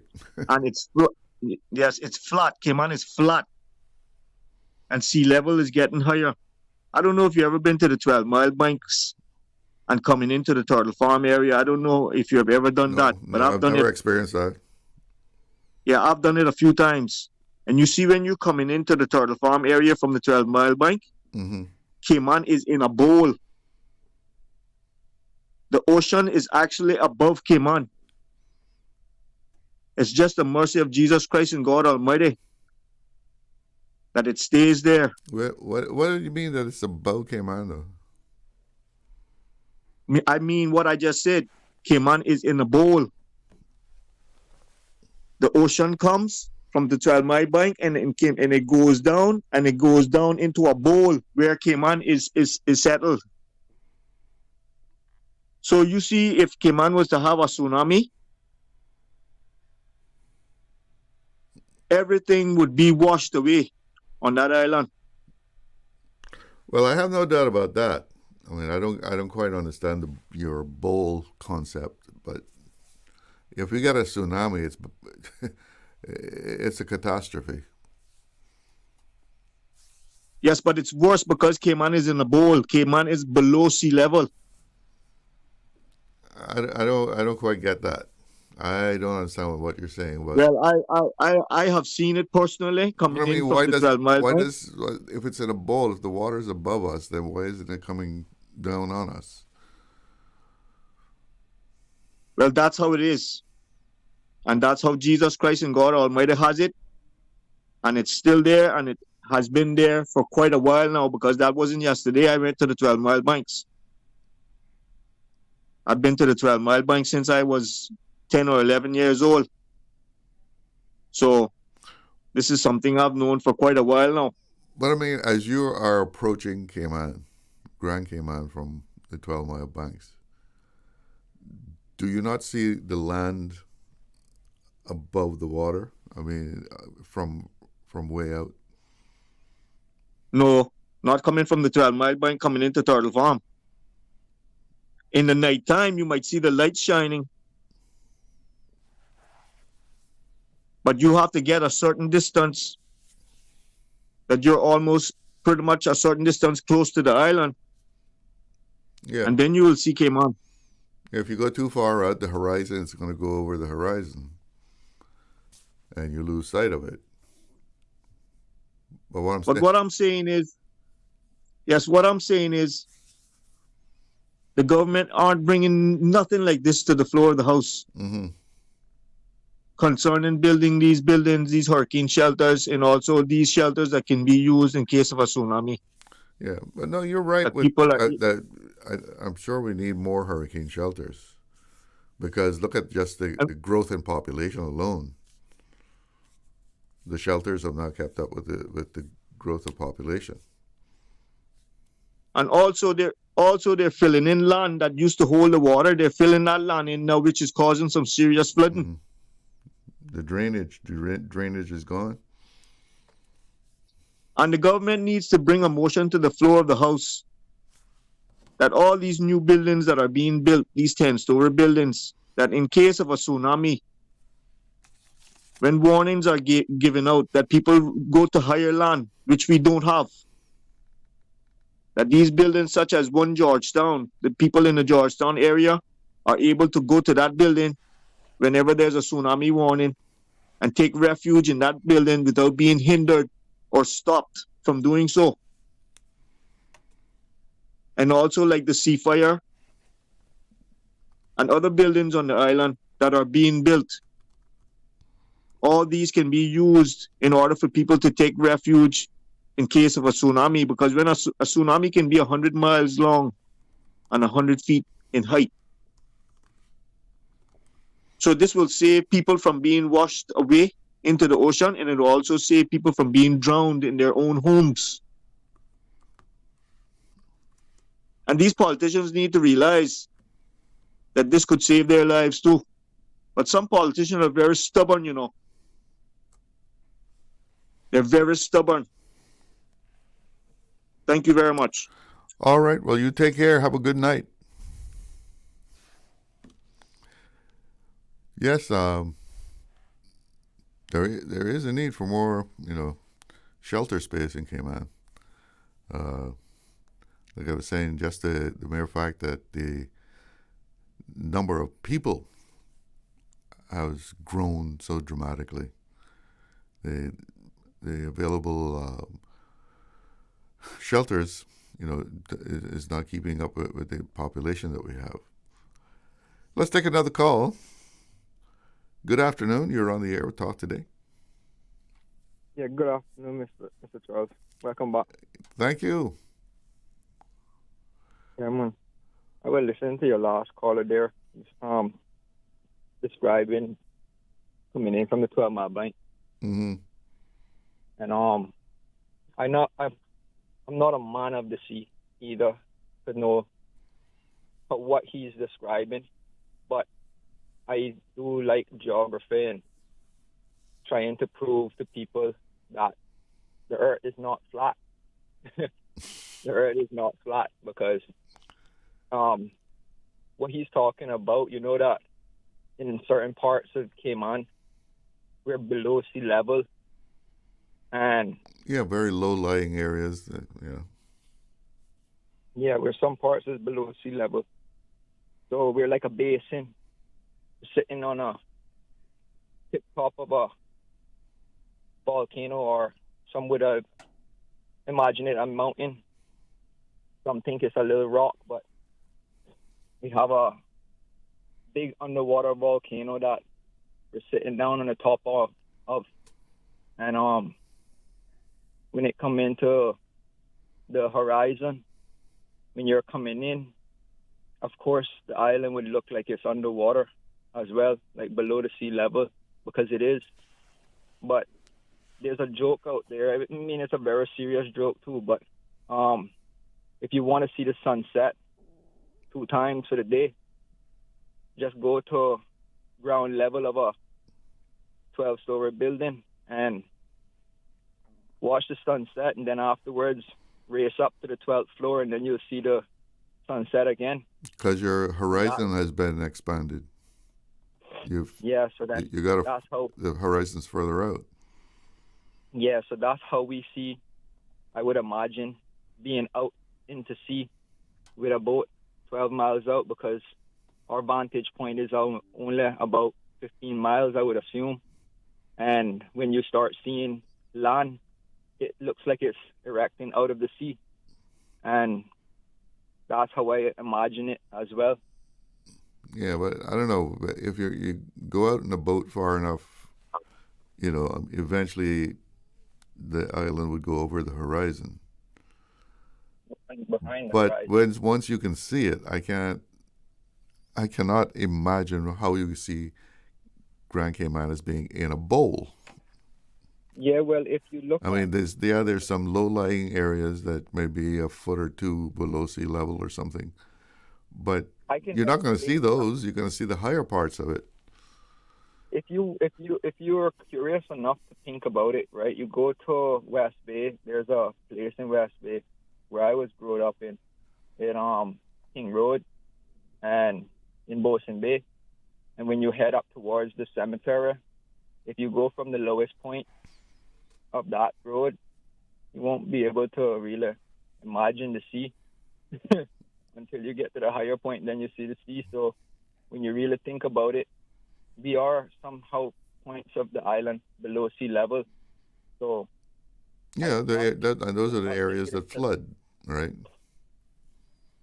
Yeah, well, this is part of it, and I'll expand to believe that we're in a basin as well in this island. That we're in a basin. Yeah, we're in a basin. And the ocean is around us? Just under the grace of God that we don't have a tsunami to engulf us, because after you think about 2004, Hurricane Ivan literally put this island off the map. We were underwater. Yeah. But that's storm surge. Yeah, well, if you understand what the last caller was talking about, he's talking about a tsunami. So yeah, we're almost the same pot.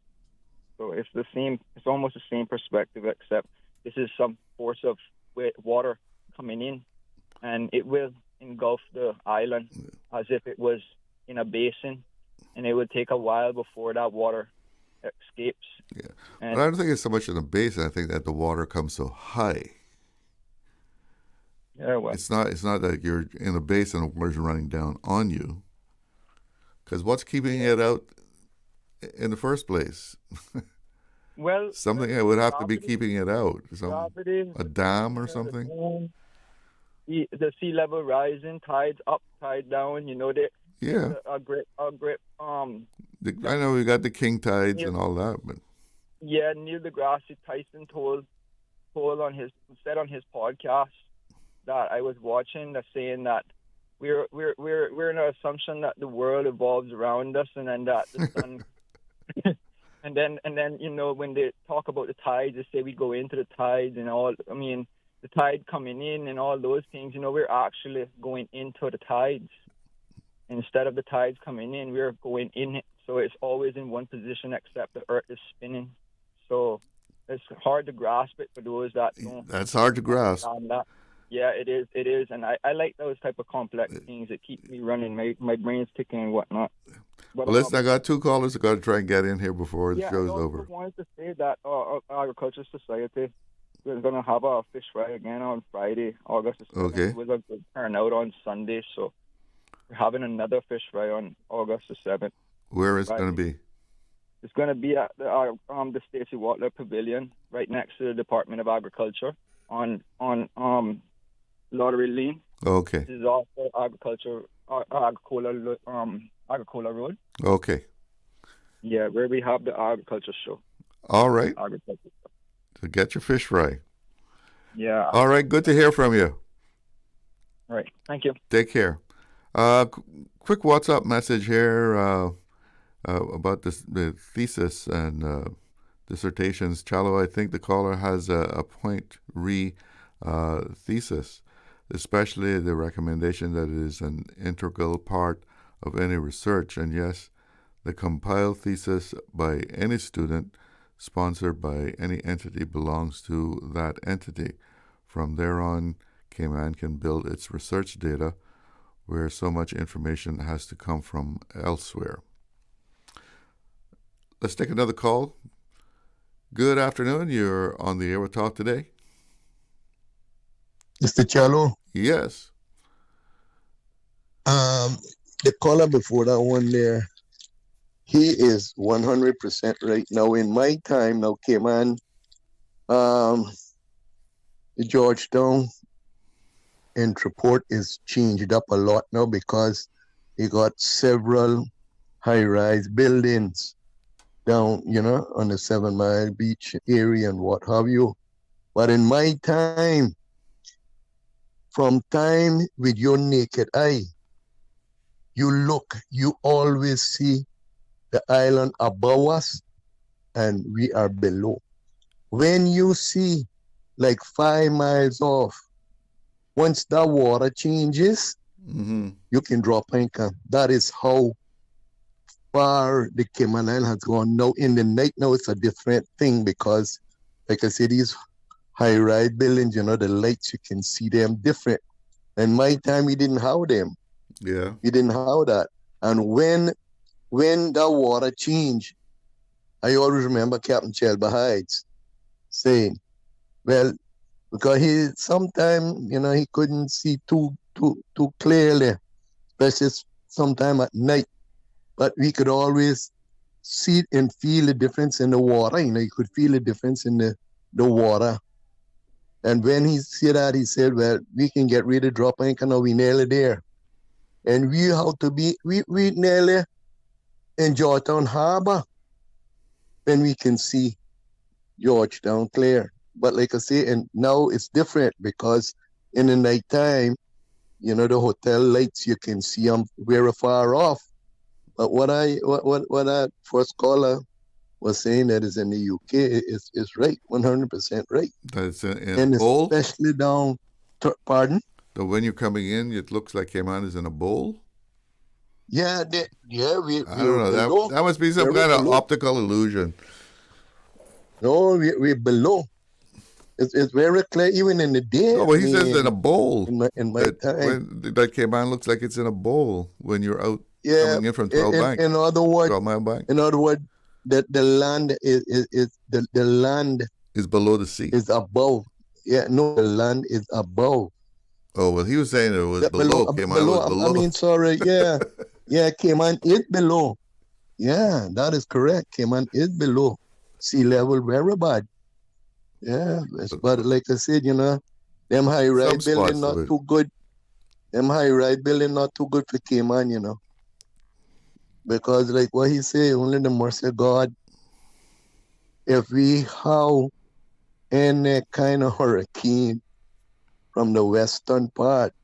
You know what happened? You know what sand does, right? Well, the sea, the salt, a takes Cat out the 4, sand. Cat 3 hurricane is bad for us in any case, whether the high and rises are there or not. The part that now hotel shan't be standing up on nothing neither, because all the sand is swept out from underneath the salt, Mm-hmm. So if they think that them building is 100% formed, they don't know the ocean, they don't know sea. They don't know sea. Caymanian seamen know the sea. But these people that building, they don't know the sea. They learn it out of the books in school. So that's all I gonna say. But let me tell you, don't care how strong that building is. If any weather we get from the west, the hotel will be stuck up in the air and not a thing underneath it, because them waves take that salt water right from underneath there. Don't care how deep down they go. And I was in construction a long time too, so I tell you. Be standing on the but pylons. God have mercy on us. God have mercy on us. Anyhow, Mr. Glidden, I'll wait for your call, sir. Have a good one. All right, and you get the last word because it is 2:30, and that means that's it for Talk Today. I want to thank all of our callers who called in, and all of you who tuned in and made me a part of your afternoon. I'm Charles Glidden. One love. Accidents and illnesses can strike without warning. Ouch! When it comes to urgent care, every second counts. At Doctors Hospital, we have a dedicated team of experienced doctors and nursing staff available to you 24 hours a day, 7 days a week. Don't waste time in an overcrowded emergency room when you need urgent care. Whether it's a broken bone, a severe infection, or a sudden illness, trust in Doctors Hospital's unwavering dedication to providing the best immediate care. For complete urgent care when you need it the most, choose Doctors Hospital, located in Georgetown, 16 Middle Road. Cineco's parametric insurance after hurricanes is now available for motor policies. Fixed automatic payouts cover incidental vehicle expenses like fuel, cleanup, and minor repairs. No claims, no damage required. $200 for comprehensive policies or $100 for third-party policies. Available exclusively through Cineco and included with all new motor insurance policies and upon renewal for current policies. Visit cineco.ky today. Cineco. Keeping Cayman covered. I am Azaria Burton, contestant number 7, and I'm a vibrant 18-year-old, proudly representing the historic district of Bodden Town, where strength lives and culture shines. Dancing has been a powerful force in my life since the age of 3, helping me overcome challenges with my mental health. My passion for shining a light on those in the dark has led to establish my platform, Empowered Through Dance. Through this initiative, I will create a safe space for the youth to express themselves, build their confidence, and use movement as a healthy coping mechanism. Over the past 10 years, I have contributed more than 800 hours of community service, working with various nonprofit organizations internationally and locally, as well as volunteer groups. Guided by the Lion's motto, we serve, a quote I've lived by since the age of 4. I am a qualified nursing assistant with certifications in CPR and dementia and Alzheimer care. And I am currently enrolled at UCCI, where I aspire to become a travel radiology technician. As someone who is jovial, passionate, and strong, I use my energy and resilience to uplift those around me. I am guided by the belief that when we let our own light shine, we unconsciously give others permission to do the same, and I am deeply committed to empowering others to embrace their strength and purpose. I am incredibly grateful to my sponsor, Cell Cayman, for supporting my journey in the Miss Teen Cayman Islands pageant. Likewise, thanks to my family, pageant team, coaches, and mentors. Thank you all for believing in me and my purpose to empower others through my platform and my development. Radio Cayman's Talk Today.